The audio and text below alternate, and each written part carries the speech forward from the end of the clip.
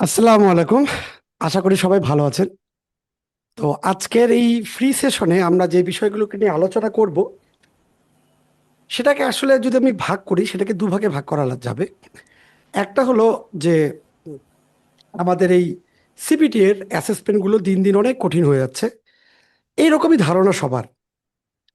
তো আমি যদি এটাকে দুভাগে ভাগ করি তাহলে হলো, এক হলো অ্যাসেসমেন্ট প্রক্রিয়া, আমরা যখন অ্যাসেসমেন্টে বসি তখন আমাদের সাথে কি হয়। আর দ্বিতীয়ত হলো এনএসডি এর যে আমাদের নতুন প্রশ্ন, নতুন প্যাটার্ন বা রিপিট যেগুলো আসতেছে, এগুলোর মধ্যে কি কোনো মিল আছে, ব্যাপারটা কি। আমি আজকে প্রশ্ন ধরে ধরে ধরে ধরে ধরে সব কিছু ইনশাল্লাহ ক্লিয়ার করে দেব। আচ্ছা, আমাদের এই সেশনটাকে আপনি একটু ধরেন, এই রকম ধরেন যে এইটাতে আপনি অ্যাসেসমেন্টটা দিলেন, ঠিক আছে? আচ্ছা, যেদিনকে আপনি অ্যাসেসমেন্ট দিবেন সেখানকার কি কি ঘটনা ঘটতে পারে আপনার। হয় আপনি কম্পিটেন্ট হবেন, অথবা আপনি নট ইয়েট কম্পিটেন্ট হবেন। আর এইটার জন্যই তো আমরা এত পরীক্ষা, এত অ্যাসেসমেন্ট, এত কিছু দিচ্ছি, ঠিক না? জি স্যার। আচ্ছা, তার মানে মানে আপনারা খুব ভালো মতো আমাকে জানেন যে আমি ম্যাক্সিমাম রিভার্স ইঞ্জিনিয়ারিং এর মাধ্যমে প্রবলেম সলভ করার চেষ্টা করি, তাই না? রিভার্স জি ইঞ্জিনিয়ারিং স্যার। এর মাধ্যমে প্রবলেমগুলো সলভ করার চেষ্টা করি। তো আমরা কি পড়বো না পড়বো, সিবিটিএ কি, সব বাদ দিই। হ্যাঁ, আমি সিবিটিএ কি অনেকে নতুন আজকে জয়েন করতে পারে, তাদেরকে আমি বলবো হলো ক্লাসের একদম শেষে। এখন আমরা ধরে নিচ্ছি যে আমরা ইন ফিউচারে চলে গেছি। হ্যাঁ, আমরা কোনো একটা মহাকাশযানের মাধ্যমে আমরা যেদিনকে অ্যাসেসমেন্ট দিব সেদিনকে চলে আসছি, বা টাইম ট্রাভেল মেশিন আছে না, আমরা কোনো টাইম ট্রাভেল মেশিনের মাধ্যমে আমরা যেদিনকে অ্যাসেসমেন্ট দিব সেদিনকায় পৌঁছে গেছি। অথবা যারা যারা অ্যাসেসমেন্ট দিছেন তারা ওই দিনকার কথাটা মনে করেন যে কি হয়। তো অ্যাসেসমেন্টের রেজাল্ট কম্পিটেন্ট হতে পারে বা নট ইয়েট কম্পিটেন্ট হতে পারে, এর বাইরে কি আর অন্য কোনো কিছু আছে? না না স্যার। স্যার। আচ্ছা, একটা এসওএ আছে। হ্যাঁ, স্টেটমেন্ট অফ অ্যাচিভমেন্ট, ওটার কথা বাদই দেই, ওটা এমন কোনো জরুরি বিষয় নয়। তো আমরা হয় কম্পিটেন্ট হবো নাহলে নট ইয়েট কম্পিটেন্ট হবো, ওকে? আচ্ছা, যদি আমরা কম্পিটেন্ট হই আলহামদুলিল্লাহ, তাহলে এটা নিয়ে আর কথা বলে লাভ নাই। আমাদের তাহলে কথা বলতে হবে নট ইয়েট কম্পিটেন্ট সম্বন্ধে, তাই না? আচ্ছা, নট ইয়েট কম্পিটেন্ট সম্বন্ধে যদি আমরা কথা বলি, তাহলে আমরা নট ইয়েটটা হব কোথায়? সেই দিনকার পরীক্ষার হলে, সেই দিনকার মানে কি বলবো, যেদিনকে আপনারা অ্যাসেসমেন্টটা দিলেন সেখানে। কেন নট ইয়েট হলেন? আপনি হয়তো রিটেন, ওরাল, ডেমো অথবা এভিডেন্সের কোনো একটা জায়গায় সমস্যা হয়েছে। তাহলে আমরা শুধুমাত্র রিটেন নিয়ে কথা বলবো, কারণ অনেকের কাছে এবং আমার কাছেও পার্সোনালি মনে হয় ডেমনস্ট্রেশনটা যে খুব বেশি কঠিন তা না। একটা মানুষ যদি 3টা দিনও প্র্যাকটিস করে তার পক্ষে সম্ভব। এভিডেন্স যদি কেউ বুঝে তাহলে এটা তার কাছে তাই কোনো ব্যাপারই না। বাকি থাকলো ওরাল আর রিটেন। আচ্ছা, এখন একটা খুব গুরুত্বপূর্ণ কথা বলবো, অনেকে ওরালেও কম্পিটেন্ট হয়ে যায়, রিটেনে কম্পিটেন্ট হতে পারে না, এটা কি হয় বলেন তো? জি স্যার। হয়। আচ্ছা, হয় না। হয়, অবশ্যই হয়, হাজার হাজার মানুষ হয়। তো এখন আমরা বর্তমান সময়ে স্যার অহরহ হচ্ছে এটা। আচ্ছা, অহরহ হচ্ছে। আসেন, আমি কি বললাম তাহলে, আমরা ডেমো নেওয়ার কথা না বলি, কারণ ডেমো ধরে নিলাম আপনি কম্পিটেন্ট হয়ে যাবেন। যারা একদম নতুন তাদের উদ্দেশ্যে বলতেছি, ডেমো কোনো ব্যাপার না, demo হয়ে যাবে। আচ্ছা, তারপরে গেল এভিডেন্স, একটু বুঝলে এভিডেন্স কভার করা সম্ভব।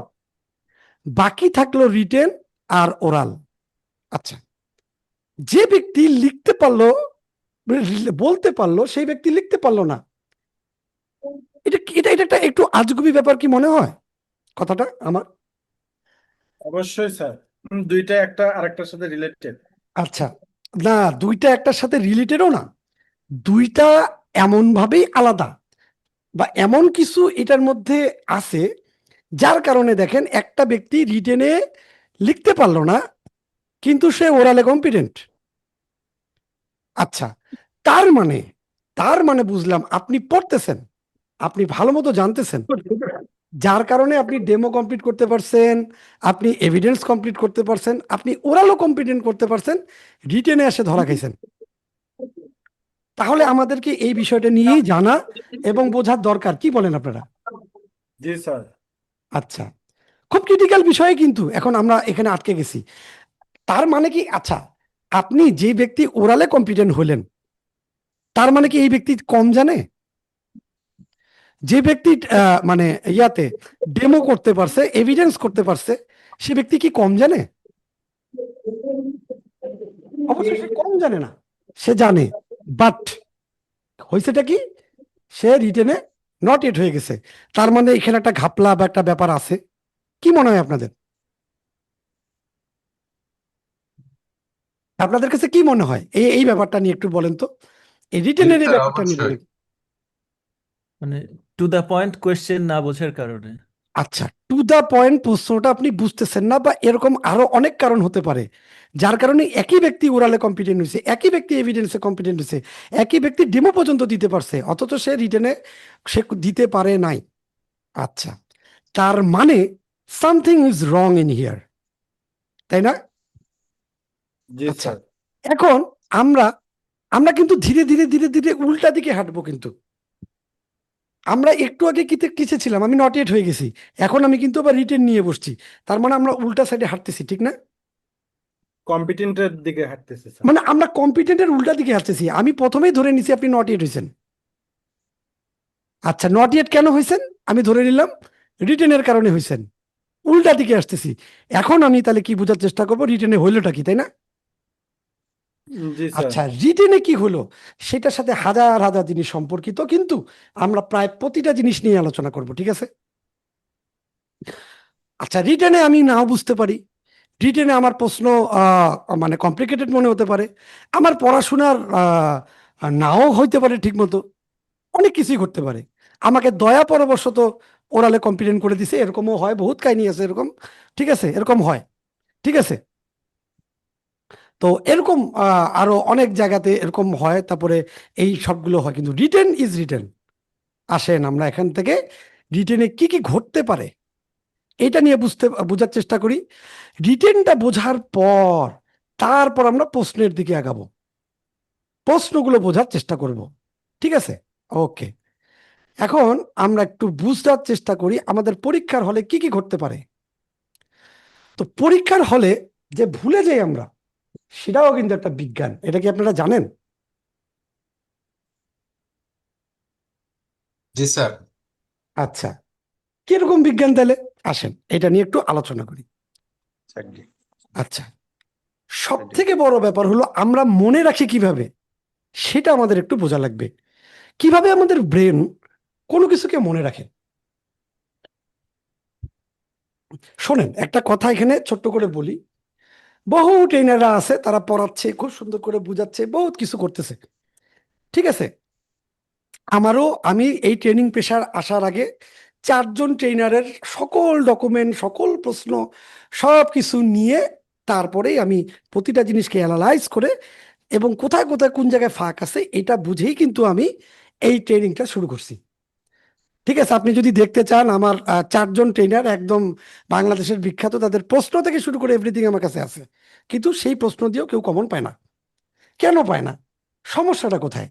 আমি সেই সকল বিষয় নিয়ে আলোচনা করব, ঠিক আছে? প্রতিটা জিনিস নিয়ে আপনাদেরকে আলোচনা করার দরকার, এই কারণেই আমি পুরো ক্লাসটাকে একদম ফ্রি রাখছি, যাতে আপনারা যে অবস্থায় আছেন, যেখানে আছেন, যেখানে প্র্যাকটিস করতেছেন, আপনারা নিজেরাই যাতে এই প্রবলেমগুলো সলভ করে নিজেরা আস্তে আস্তে আগায় যান। আমি চেষ্টা করব আমার এই সেশনটাকে এমনভাবে রাখার যাতে আপনারা নিজেরাই বুঝে নিজেরা আগাইতে পারেন। আপনার সাথে কি ঘটতে পারে সেটা আগে আপনাকে জানতে হবে, এরপর আপনি যুদ্ধের প্রস্তুতি একদম ইরানের মতো নিতে পারবেন, যে 30 বছর ধরে অপেক্ষা করতেছে, আয় বেটারা, আজকে তোদের খবর আছে, ঠিক আছে? এমন ভাবে প্রস্তুতি আমরা নিব যাতে আমরা যে কোনো প্রবলেমে সলভ করতে পারি। হ্যাঁ, আমাদের অবস্থার জন্য ভেনিজুয়েলের মতো না হয়, হ্যাঁ, ইরাকের মতো না হয়, ঠিক আছে? পরীক্ষার বসে বসে যেন আমরা সকল প্রবলেম সলভ করতে পারি।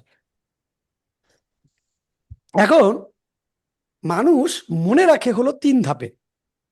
অ্যাট ফার্স্ট, যে কোনো নতুন তথ্য সে মস্তিষ্কে প্রবেশ করে এনকোডিং এর মাধ্যমে, এবং স্নায়বিক একটা প্যাটার্ন তৈরি হয় তার মধ্যে বিভিন্ন স্নায়ুর মাধ্যমে, ঠিক আছে? এখানে বহুত কিছু নির্ভর করে। আপনারা যদি এআই কে কিভাবে ট্রেন আপ করা হয় সেই জিনিসগুলো যদি জানেন, তাহলে আপনাদের, বা মেডিকেল এই ব্যাপারগুলো নিউরাল কোড নিয়ে জানেন, তাহলে আপনারা বুঝতে পারবেন। এই এনকোডিং এর পরে তারপরে কিন্তু স্টোর হয় ব্রেনে। এই এনকোডিং এর মাধ্যমে কিন্তু VARK আছে, যেটা আপনারা অলরেডি জানেন। কেউ ভিজুয়ালি এনকোডিং করে, কেউ অডিটরি এনকোডিং করে, কেউ রিড অ্যান্ড রাইটে এনকোডিং করে, আর কেউ কাইনেস্থেটিক নিজে হাতে কাজ করে সেটাকে তার ব্রেনের মধ্যে এনকোড করে, বোঝার চেষ্টা করে। যদিও VARK ভার্গ একটা মিথ, এটা পুরাই একটা ভুয়া কথা, কিন্তু আমরা 2012 সালের NSD এর সিভিল পড়তেছি বিধায় আমাদেরকে এটা মুখস্থ করতে হচ্ছে।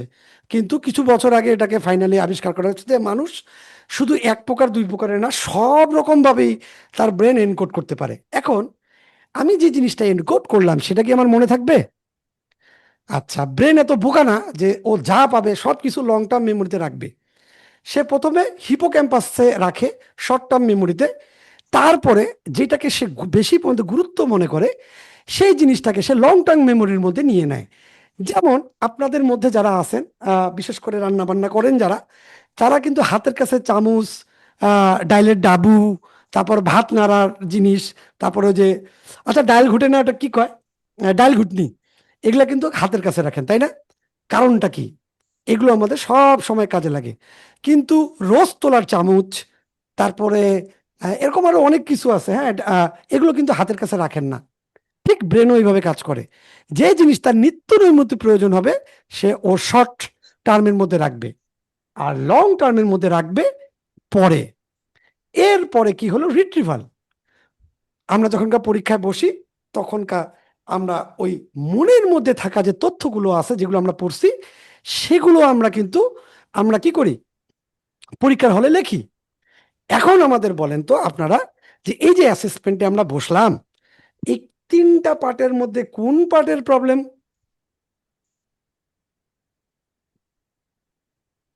বলেন। স্যার অ্যাসেসমেন্ট 1 নাম্বারটা আর 2 নাম্বারটা? না স্যার, 1 নম্বরে আমরা এনকোডিং করছি বাসায়, না, 3 নাম্বারটা আমরা রিট্রাইভ হয় না। সিভিএলএম গুলো পড়ছি স্যার বাসায়, আমরা মুখস্থ করছি বাসায়, এরপর এটাকে মনে রাখার জন্য চেষ্টা করছি। বাট যখন আমাদের প্রয়োজন তখন আমরা এটাকে মনে করতে পারিনি। তাহলে প্রবলেমটা আমাদের এনকোডিং এর স্টোরেজে না, এই জায়গাটাতে না। সঠিক সময় দেখা গেছে চাবিটা, মানে আপনি দেখেন, আপনি মনে করেন আপনার ব্রেন একটা ফাইল ক্যাবিনেটের মতো। তা ফাইল ক্যাবিনেটে এরকম ড্রয়ার থাকে, প্রচুর ফাইল থাকে না, ফাইলগুলো রাখছেন, তথ্যগুলো কিন্তু ফাইলের মধ্যেই আছে, কিন্তু যখন প্রয়োজন তখন আপনি ওই ফাইল থেকে ডাটাটা নিতে পারেননি। তাহলে এটা কি ফাইলের দোষ? এটা হলো এই রিট্রিভালের প্রবলেম। ব্রেন হলো একটা বিশাল ফাইল ক্যাবিনেট, তথ্যগুলো ভেতরেই নিরাপদে আছে, শুধু পরিবেশ এবং উদ্বেগের কারণে সঠিক ড্রয়ারের চাবিটি আপনি সময় মতো খুঁজে পান নাই। আসেন, এটা কেন হলো? এতটুকু আমরা ক্লিয়ার, তাই না? এতটুকু তো আমরা বুঝতে পারছি, তাই না? স্যার যে আমরা মনে রাখার চেষ্টা করছি কিন্তু হয়নি। আসেন, প্রথম যে কারণে আমরা অ্যাসেসমেন্টে যাই ডাব্বা মারি, সেটার প্রথম কারণ হলো স্ট্রেস এবং কর্টিসল। ঠিক আছে, এই আমাদের এই তিনটা জিনিস আমাদের ব্রেনের মধ্যে কাজ করে। হ্যাঁ, হাইপোথ্যালামাস নামে একটা ব্রেনের একটা অংশ আছে, জায়গা, তার সাথে পিটুইটারি গ্ল্যান্ডের সম্পর্ক, এরপরে আছে অ্যাড্রিনাল গ্ল্যান্ড, এগুলো সক্রিয় হয়ে কর্টিসল নামে একটা হরমোন তৈরি করে। ঠিক আছে, এই কর্টিসল হরমোনের কারণেই কিন্তু আমরা ঘুম থেকে উঠে জাগে থাকি। যখন আমাদের ব্রেনের মধ্যে কর্টিসল হরমোন তৈরি হয় তখনকার কিন্তু আমাদের ঘুমটাকে ভাঙে। আচ্ছা, নট অনলি এটা, এটা হলো আমাদের যখন আমরা অ্যানসাস মনে করি, ভয় পেয়ে যাই, ফাইট অ্যান্ড ফ্লাইট মুড আমাদের ব্রেনে কাজ করে, তখনকার এই কর্টিসলটা উৎপন্ন হয়। কেন হয় এটা? এটা হলো যখন আমরা ভয় পেয়ে যাই। তো এইটা হলো আমাদের ভুলে যাওয়ার একটা অন্যতম কারণ। ঠিক আছে, একটা কারণ আমরা খুঁজে পাইলাম, স্ট্রেস কন্ডিশন। ওকে, স্ট্রেস কন্ডিশন হলো আমাদের ব্রেনের মেকানিজমকে ব্রেক করে। আচ্ছা, তাহলে স্ট্রেস তথ্য জমতে বাধা দেয় না, কিন্তু পুরাতন তথ্য বের করতে বাধা দেয়। এটুকু তো ক্লিয়ার। আমি যখন স্ট্রেস কন্ডিশনে থাকবো তখন আমি যে জিনিসটা শিখতেছি সেই শেখাতে কোনো সমস্যা নাই, কিন্তু যে তথ্যটা আমার ব্রেন থেকে বের করা লাগবে সেই জিনিসটা আমার বের করতে যাওয়ার সমস্যা হচ্ছে। ওকে, আরেকটা হলো ইলিউশন অফ কম্পিটেন্স। এটা একটা মারাত্মক জিনিস, মানে অসাধারণ জিনিস। যেমন আমরা কোনো কিছু মনে রাখি কিভাবে? রেকগনিশন এবং রিকলের মাধ্যমে। বারবার পড়ি, হাইলাইট করি, নোট করি, হ্যাঁ, বিভিন্ন আর্টিকেলগুলোকে দেখি, দরকারে ভিডিও দেখি। এইভাবে দেখতে দেখতে দেখতে আপনার রিকগনাইজ করি, আমরা আমরা মনে হয় যে পড়ি। আচ্ছা, সিম্পল একটা গল্পের মাধ্যমে বুঝাই। আপনারা যখন একটা সিবিএলএম গুলো পড়েন বা কোন একটা বই পড়েন, তখনকার পড়তে পড়তে মনে হয় না যে এটা তো আমার মুখস্থ হয়ে গেছে, এটা তো আমি পারবো, এটা তো মনে হয়, তাই না? আচ্ছা, এটা জি যদি স্যার, মনেই না মনে হয়। হইতো, এটা যদি মনেই না হতো, তাহলে আপনারা কি অ্যাসেসমেন্টে বসতেন? আপনি তো জানেন যে আপনার পড়া হয়েছে, আপনার মুখস্থ হয়েছে, আপনি পারবেন। এই কারণেই তো আপনি পরীক্ষার হলে গিয়ে বসতেছেন, তাই না? জি স্যার। ওকে। কিন্তু সমস্যাটা কোথায় হয়? আমাদের ব্রেন সব সময় চায় কি একটু অলসতা। ও আপনাকে কিছু 100% কমপ্লিট হওয়ার আগেই আপনাকে বুঝাই দিবে যে হ্যাঁ ভাই, হয়ে গেছে, টেনশন নিয়েন না, হয়ে গেছে, আরে পারবো তো, এটা কোনো ব্যাপারই না। That's call illusion of competence. কিন্তু পরীক্ষার হলে যা দেখেন কোনো কিছুই মনে পড়তেছে না, কেন জানেন? কারণ হলো আপনি সেলফ টেস্টিং করেননি, আপনি পরীক্ষা দেননি। আপনাকে প্রচুর পরিমাণে পরীক্ষা দিতে হবে, এবং ভার্ক অনুযায়ী আপনি ভিজুয়ালি পড়ছেন, অডিটরি শুনছেন, রিড অ্যান্ড রাইট তো লিখছেন, নোট করছেন, কিন্তু কাইনেস্থেটিক আপনি নিজে হাতে কোনো পরীক্ষা দেননি, বা আপনি মানে প্র্যাকটিস করেন নাই। ছোট্ট একটা প্র্যাকটিসের নাম হলো আপনি পড়লেন, পড়ার পরে খাতাটা বন্ধ করে একটু দেখেন তো কতটুকু মনে আছে, অথবা একটু পরীক্ষা দেন তো, পরীক্ষাতে আপনি কতটুকু লিখতে পারতেছেন দেখেন তো একটু। অথবা আপনি এমসিকিউ পরীক্ষাগুলো দেন, ওই এমসিকিউ গুলো দিলে আপনার বুঝতে পারবেন যে আপনার আসলে আপনি পারতেছেন কি পারতেছেন না। এইটাই হলো রিয়েলিটিকে ইয়ে করা। এবং এই এই এই ইলিউশন অফ কম্পিটেন্স হলো আমি আমার রিয়েলিটি থেকে বাঁচার জন্য আমি এই জিনিসটাকে মনে করতেছি যে আমার হয়ে গেছে, আসলে আমাদের হয় নাই।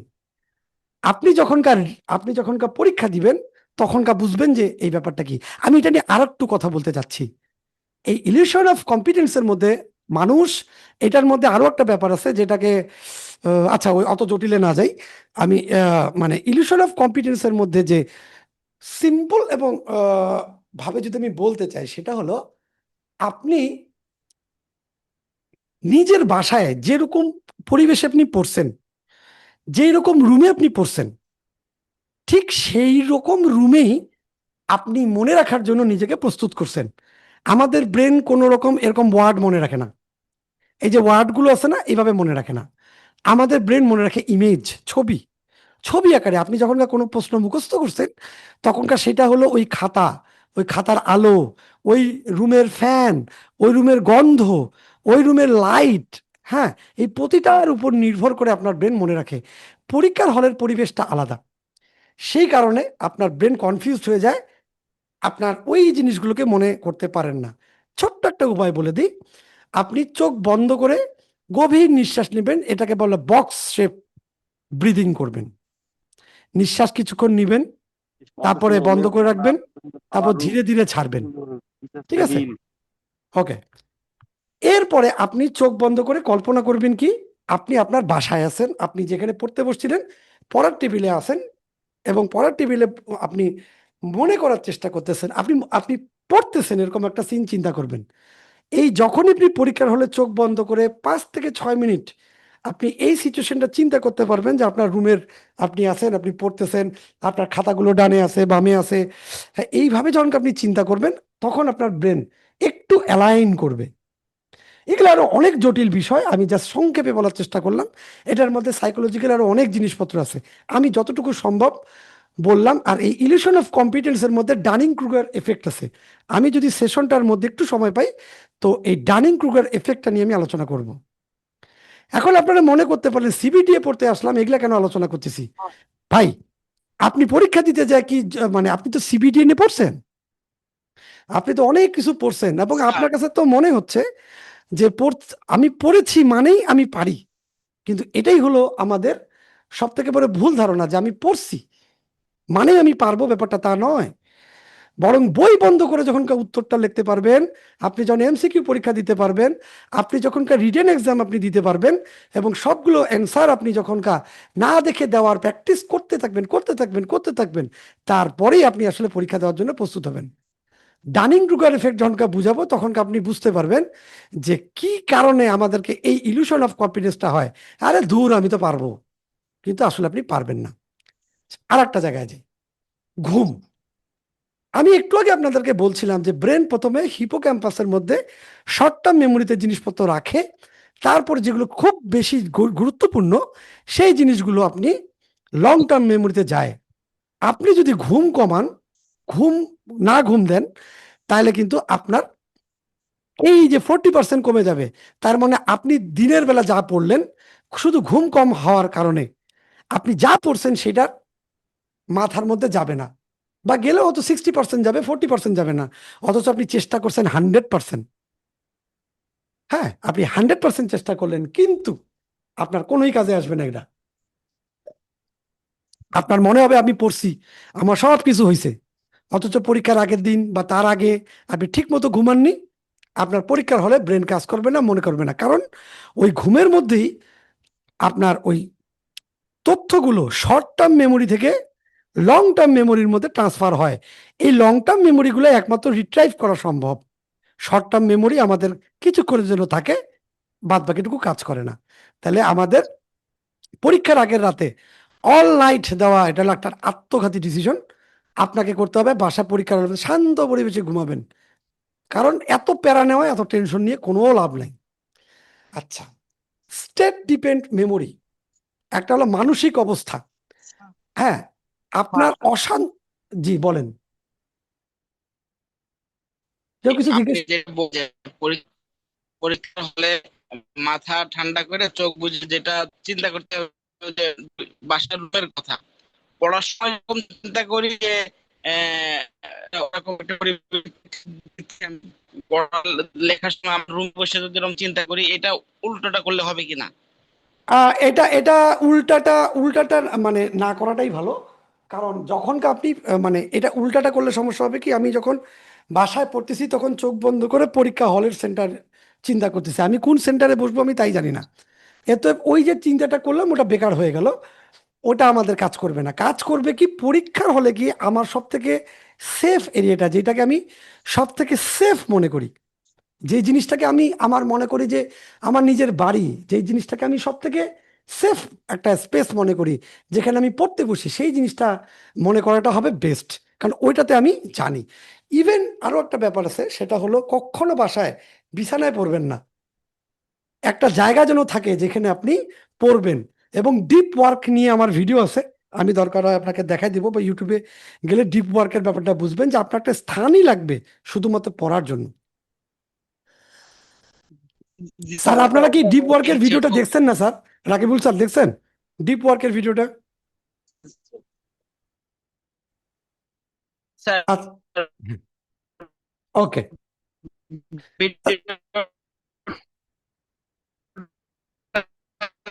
স্যার, শোনা যাচ্ছে না। হ্যাঁ স্যার, বোঝা যাচ্ছে না আমরা। খুবই হ্যাঁ বলেন। আমি আচ্ছা, আমরা পরে খুব পরে সুন্দর পরে করে আলোচনা করবো, পরে, এখন না, পরে। এখন কোনো রকম প্রশ্ন নিব না, পরে সময় নষ্ট হবে।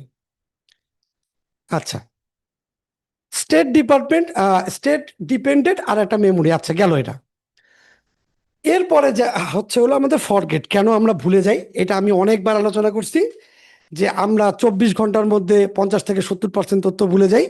এটা একমাত্র স্পেস রিপিটিশনের মাধ্যমে মনে করা সম্ভব। তো ফরগেটিং কার্ড নিয়ে আমি কোনো কথাই বললাম না। অন্তত পক্ষে 100টা ভিডিও, মানে 100 বার আমি এইসব জিনিসগুলো নিয়ে আলোচনা করছি, এটা বাদ দিলাম। আচ্ছা, এটা এত কোনো গুরুত্বপূর্ণ বিষয় না। তো এখন আমাদের সমস্যার সমাধানগুলোতে আসি। আমাদেরকে অ্যাক্টিভ রিকল করতে হবে, বই বন্ধ করে আমাদেরকে প্র্যাকটিস করতে হবে, আমাদেরকে প্রচুর পরিমাণে এমসিকিউ দিতে হবে, আর স্পেস রিপিটিশন করতে হবে। তা ছোট্ট একটা উপায় আপনাদেরকে বলতে পারি, আমি জানি না এটা আপনারা করতে পারবেন কিনা। এটা একটা মারাত্মক উপায়। সেটা হলো, আপনি সিবিটিএন এ যা পড়তেছেন সেগুলোকে আপনি এরকম একটা কাগজ কাটবেন। এই সাইডে লেখা থাকবে হলো, এটাকে বলা হয় মানে কার্ড আর কি, ঠিক আছে?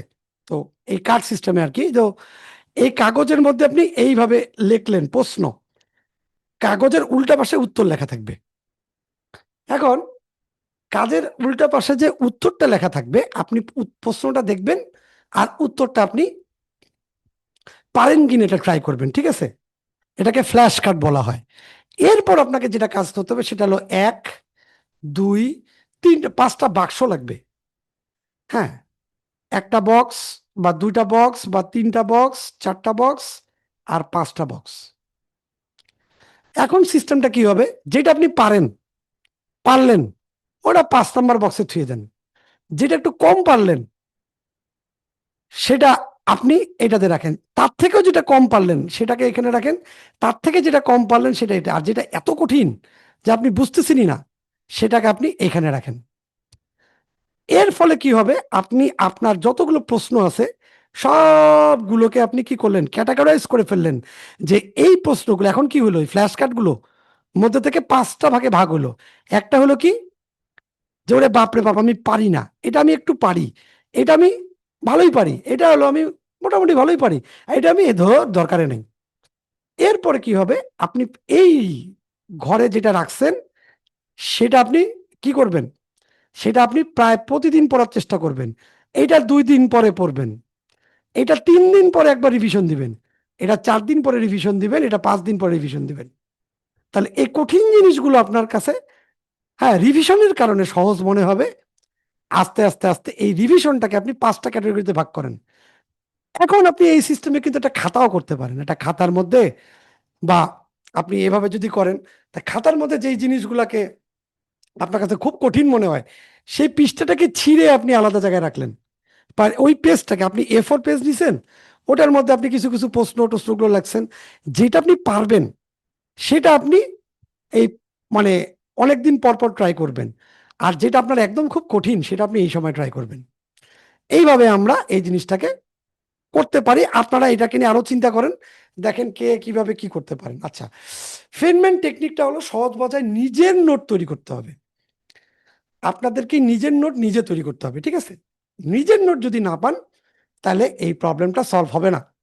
এই জন্য কিন্তু এই যে দেখা যায় যে আমি আমার স্টুডেন্টদেরকে কি পড়ি, আমি তাদেরকে প্রশ্ন দিয়ে দেই, তারা কি করবে, প্রশ্নটাকে লিখবে, এর নিচে উত্তর লিখবে।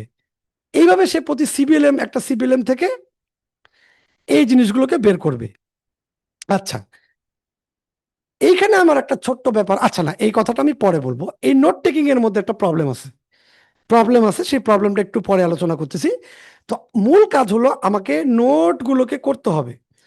আচ্ছা, যে প্রশ্নটা সে পাইলো না সেই প্রশ্নটা তাকে আমি বের করে দিব।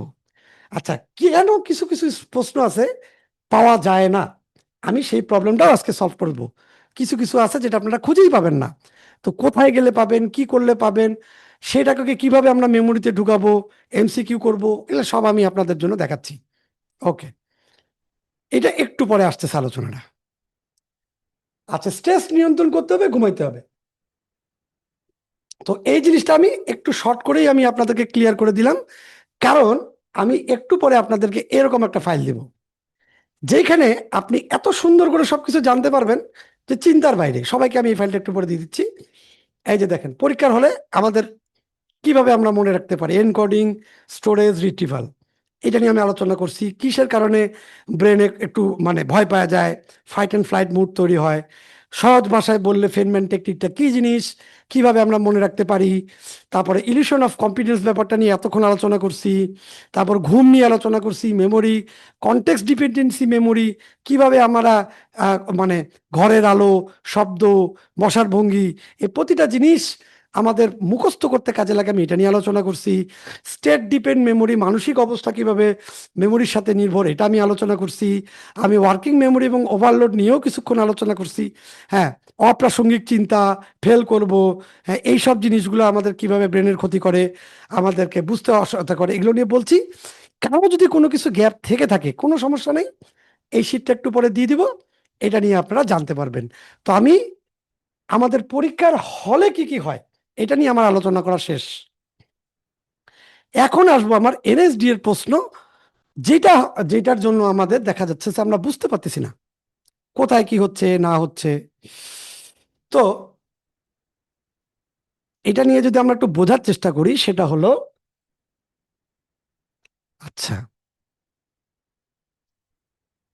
আমাদের এতটুকু বুঝতে হবে যে আহ, আমাদের প্যাটার্ন আছে, এনএসডি এর একটা প্যাটার্ন আছে, সেই প্যাটার্নটা কিসের উপর নির্ভর করে সেটা নিয়ে আমি আলোচনা করব। সেটা হলো এই একটা জিনিস, আমি এখন যা আলোচনা করব এই সবার আগে আমাদের এটা বুঝতে হবে, আমরা যদি এটা না বুঝি তাহলে আমরা কোনো কোনো রকম কোনো সলিউশন বা কোনো কিছুতে আমরা যেতে পারবো না। তো খুব ঠান্ডা মাথায় আমাদেরকে এটা বুঝতে হবে। আমি এই জন্য সেশনটার নাম রাখছি the neuro code of CBT and question. Neuro code কেন বললাম, ঠিক আছে? সেটার জন্য আমাদেরকে বুঝতে হবে আমাদের দুটো ওয়ে আছে, একটা সাধারণ পথ যেটা দিয়ে আমরা আগাচ্ছি, আর একটা আছে স্মার্ট। স্মার্ট ওয়েটা কি? সরাসরি বইয়ের সংজ্ঞা কি আমাদের পড়তে হবে না? অবশ্যই পড়তে হবে, কিন্তু এই শুধু মুখস্থ করাটাই আপনার কোনো কাজে লাগবে না। কিভাবে ওটা আমি একটু পরে দেখা দিচ্ছি আপনাদেরকে। আমাদেরকে বাস্তব ভিত্তিক জটিল সমস্যা সমাধান করতে হবে, সিনারিও বেসে আগাইতে হবে। তো সবার আগে আমাকে যেটা বুঝতে হবে সেটা হলো এই জিনিসটা। আচ্ছা, কেউ বলতে পারবে এই জিনিসটা কি? বলেন এটা কি? পিরামিড স্যার নলেজের বিভিন্ন ধাপ। নাকি? ও সরি, কেউ এটা নিয়ে আমি এর আগে একটা ক্লাস করছি, স্যার এটা ব্লুম টেক্সোনমি। কে বলতে পারলো এটা? স্যার আমি শিউলি। ওরে আল্লাহ, ম্যাডাম কাঁপায় দিবে এইবারকার পরীক্ষায়, জি এইবারকার স্যার ম্যাডাম। ইনশাআল্লাহ। ইনশাআল্লাহ। এই ব্লুম ট্যাক্সোনমি যদি আপনারা বোঝেন, বিশ্বাস করেন আপনাদের আর কিছুই বোঝা লাগবে না এই জীবনে। এবং আপনার বাচ্চাকেও যদি ব্লুম ট্যাক্সোনমি বুঝাইতে পারেন, আপনার বাচ্চা একদম বস হয়ে যাবে। আচ্ছা, কিছুক্ষণ আমরা এইটা নিয়ে আলোচনা করব। হ্যাঁ, ব্লুম ট্যাক্সোনমি এটা আমাদের জন্য সব থেকে গুরুত্বপূর্ণ বিষয়।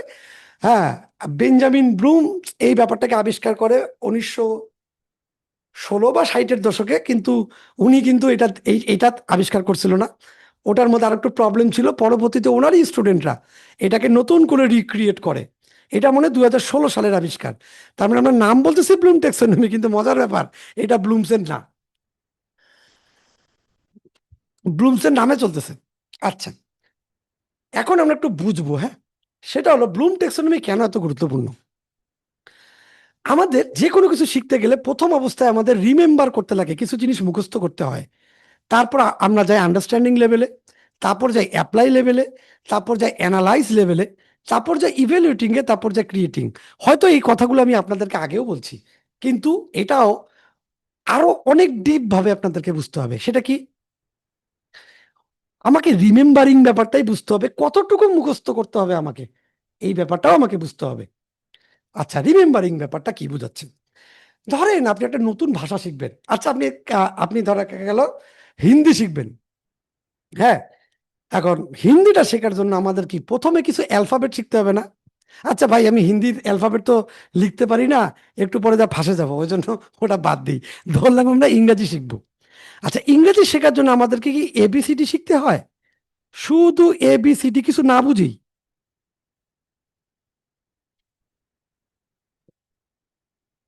আমাদেরকে শিখতে হয় কি এবিসিডি? বলেন তো। স্যার। আচ্ছা, তাহলে এই যে এবিসিডি আমরা শিখতেছি, আমরা তো এবিসিডি না বুঝেও শিখি, তাই না? জি। ওকে, তাহলে এই যে আমরা এবিসিডি না বুঝে শিখি, ব্যাপারটা ব্যাপারটা কি আসলে আমাদের? তাহলে তাহলে বুঝতে হবে যে আমাদের রিমেম্বারিং পর্যায়ে এমন কিছু থাকতে পারে যেটা আমরা কিছুই বুঝবো না, যেটার কোনো মানেই নেই। এটা কি আমরা বুঝলাম? আমাদের এমন কিছু মুখস্থ করতে হইতে পারে যে জিনিসগুলো আমাকে বোঝারও দরকার নাই, মুখস্থ করতে হবে। যেমন এ এ বি, এটা আমরা দেখি বুঝি, এটা এইটুকু আমরা মুখস্থ করছি। এ বি সি ডি, এর কি কোনো মানে আছে? বি এর কি কোনো মানে আছে? জি না স্যার। হুম। এরপর গেল আন্ডারস্ট্যান্ডিং। আন্ডারস্ট্যান্ডিং এ আমরা কি বুঝি? আন্ডারস্ট্যান্ডিং এ গিয়ে কিন্তু আমরা এ ফর অ্যাপেল শিখি। এ ডবল পি এল ই, মানে অ্যাপেল। অ্যাপেল মানে একটা আপেল। হ্যাঁ, সরেয়তে অজগর, অজগরটি আসছে তেরে, আমটি আমি খাবো পেরে। আমরা কি একটু আন্ডারস্ট্যান্ড করতেছি? অথচ এই রিমেম্বারিংটা না হলে আমরা কি আন্ডারস্ট্যান্ডিং করতে পারতাম? আমাদের কোনো কিছু বুঝতে পারতাম? জি না স্যার। ওকে, ডান। এরপরে আমরা অ্যাপ্লাই শিখি। আমরা কি করি? এই যে অ্যাপেলটা লিখতে পারি না, আমরা অ্যাপেল লিখতে পারি, আম লিখতে পারি। হ্যাঁ, B for ball, C for cat, D for dog, আমরা লিখতে পারি। That's call applying. আমরা কি অ্যাপ্লাইংটা শিখলাম? অথচ আমি এই রিমেম্বার যদি না করি, আমি আন্ডারস্ট্যান্ডটা না করলে মরে গেলেও কোনোদিন অ্যাপ্লাই করতে পারবো? জি না স্যার। অথচ আমি যদি অ্যাপ্লাই হাত দিয়ে দিই তখন কি আমি বুঝতে পারবো না যে ও আপনার আন্ডারস্ট্যান্ডিং এ কোনো সমস্যা আছে নাকি বা রিমেম্বারিং এ কোনো সমস্যা আছে নাকি, তখন কি আমি সহজে ধরতে পারবো না? जी सर। ওকে, এরপরে আসে হলো অ্যানালাইজ। এই অ্যানালাইজিং পর্যায়ে আমাদের অবস্থাটা কি হয়? আমরা আপেল কমলা হ্যান ত্যান, হ্যাঁ আমাদের যেমন দেখেন অ্যানালাইজিং এ কি মজা হয়, টিও2, তাহলে জিও কি, गो কেন টিও2, তাহলে জিও কি হওয়ার কথা, गु सर। গু হওয়ার কথা, তো তাহলে গু কেন হইল না? रैप আচ্ছা, টিও2 জিও গু হচ্ছে না কারণ আমরা ওই অ্যানালাইজ পর্যায়ে চলে আসছি। এখন আমরা অ্যানালাইজ করতে পারি যে না সামথিং ইজ রং, এটার মধ্যে একটু পার্থক্য আছে, এবং আমি এটাকে ইভ্যালুয়েট করতে পারি। এরপরে যেদিনকে আমরা মাস্টারি লেভেলে চলে যাব, নিজের একটা ভাষা ক্রিয়েট করতে পারবো, তখন আমরা ঈশ্বরচন্দ্র বিদ্যাসাগর হয়ে যাব। তখনকার লিখবো বাংলা ব্যাকরণ নৈমিত্তি, কি কি সব ঘোড়ার ডিমের বই আছে ওগুলা আল্লাহ পাক জানে। তো अरे इवैल्यूएट देन सर। হ্যাঁ, ইভ্যালুয়েটে আমরা এই যে আমরা আরেকজনের খাতা দেখতে পারবো, अच्छा মানুষ কি ভুল করছে সেই ইভ্যালুয়েটটা আমরা করতে পারবো। এখন আমাকে আহ বলবেন, আচ্ছা থামি এই জায়গায় এতটুকু তো আমরা বুঝছি, হ্যাঁ। আচ্ছা এখন আমরা এই যে যে জিনিসটাকে করি, মানে আমাদের তাহলে রিমেম্বারিং এবং আন্ডারস্ট্যান্ডিং এর ব্যাপারটা কি এখন ক্লিয়ার? जी सर। এখন আমরা দেখা যাবে, আচ্ছা এখন আমার স্টুডেন্টদের কাছে প্রশ্ন, বিশেষ করে ময়মনসিংহের অধিবাসী আপনি আসেন এখন, স্যার আপনি স্যার আসেন এখন, এখন আপনারা আমি একটু ধরবো। আসেন, আমি আপনাকে শুধুমাত্র রিমেম্বারিং এর এমসিকিউ দিলাম, আন্ডারস্ট্যান্ডিং এর দিলাম, এবং অ্যাপ্লাই এরও আপনি দুই একটা দিলাম, আপনি এগুলো পড়তেছেন। কিন্তু যখন আমি যদি ইভ্যালুয়েটিং এবং অ্যানালাইজের এমসিকিউ গুলো দিই, তাহলে আমি কি ধরতে পারবো না যে আপনার এই জায়গাগুলোতে কোনো ভেজাল আছে কিনা চেক করা সম্ভব? জি স্যার স্যার। অবশ্যই স্যার আমি সম্ভব ব্লুম ট্যাক্সোনমির উপরে যখনই আপনার কোনো প্যারা দিব, যখনই আপনাকে কোনো কঠিন জিনিস আমি আপনাকে দিব, তখন কি আমি ইজিলি বুঝতে পারবো না যে এই রিমেম্বারিং এ আপনার কোনো গ্যাঞ্জাম আছে নাকি, আন্ডারস্ট্যান্ডিং এর কোনো গ্যাঞ্জাম আছে নাকি, অ্যাপ্লাইং এর কোনো জি, স্যার। গ্যাঞ্জাম আছে নাকি? তাহলে কেন আপনাদের এমসিকিউ দিতেছি, এখন আপনি ক্লিয়ার? জি স্যার এখন ক্লিয়ার ওই জায়গা ভেজাল মানে আপনার রিমেম্বার আন্ডারস্ট্যান্ডিং অ্যাপ্লাই। আচ্ছা মজার ব্যাপার, আমি আপনাকে এখনই প্রুফ করে দিতে পারবো, এনএসডিএ এইটুকু লেভেলেরই এমসিকিউ মানে প্রশ্ন করে, এর বাইরে যায় না, সত্য না? স্যার বর্তমানে কিন্তু স্যার এই তিনটা দিয়ে কোশ্চেন আসতেছে স্যার আসতেছে, কিন্তু কিছু কিছু পরীক্ষায় ইভ্যালুয়েটিং এর প্রশ্ন আসে, আমি আপনাকে দেখাবো, আছে কিন্তু। सर देखान। জি স্যার আচ্ছা। 27 তারিখের প্রশ্নটা ছিল ভয়াবহ স্যার হ্যাঁ 27 তারিখেটাও আপনাদের প্রশ্নটা দেখাচ্ছি। তো আপনার এখন তাহলে আমাদের প্রস্তুতি নিতে গেলে কিন্তু ক্রিয়েটিং বাদ, এনার্জি দিনকে চাকরি করবো সেদিনকে ক্রিয়েট, আমাদের কিন্তু আলটিমেট আমাদের এই রেঞ্জের মধ্যেই প্র্যাকটিস থাকা লাগবে, নাকি আমি ভুল বললাম বলেন? এই রেঞ্জের মধ্যে প্র্যাকটিস থাকা লাগবে। স্যার ইভ্যালুয়েটিং পর্যন্ত থাকতে হবে স্যার আচ্ছা, তবে তবে আমরা বেশি গুরুত্ব দিব এইটার প্রতি, ঠিক আছে? আর অল্প কিছু প্র্যাকটিস দিব এইটা। আপনারা কি খেয়াল করে দেখছেন আমি অ্যাপ্লাই আন্ডারস্ট্যান্ডিং রিমেম্বারের এমসিকিউ গুলো আপনাদের 60টা করে দিই, আর এই টাইপের এমসিকিউ আপনাদেরকে 40টা করে দিই, নাকি আমি ভুল বললাম বলেন? ना सर ठीक है। আচ্ছা, তাহলে কি বুঝতে পারতেছেন যে আপনাদেরকে আমি কিসের জন্য রেডি করতেছি?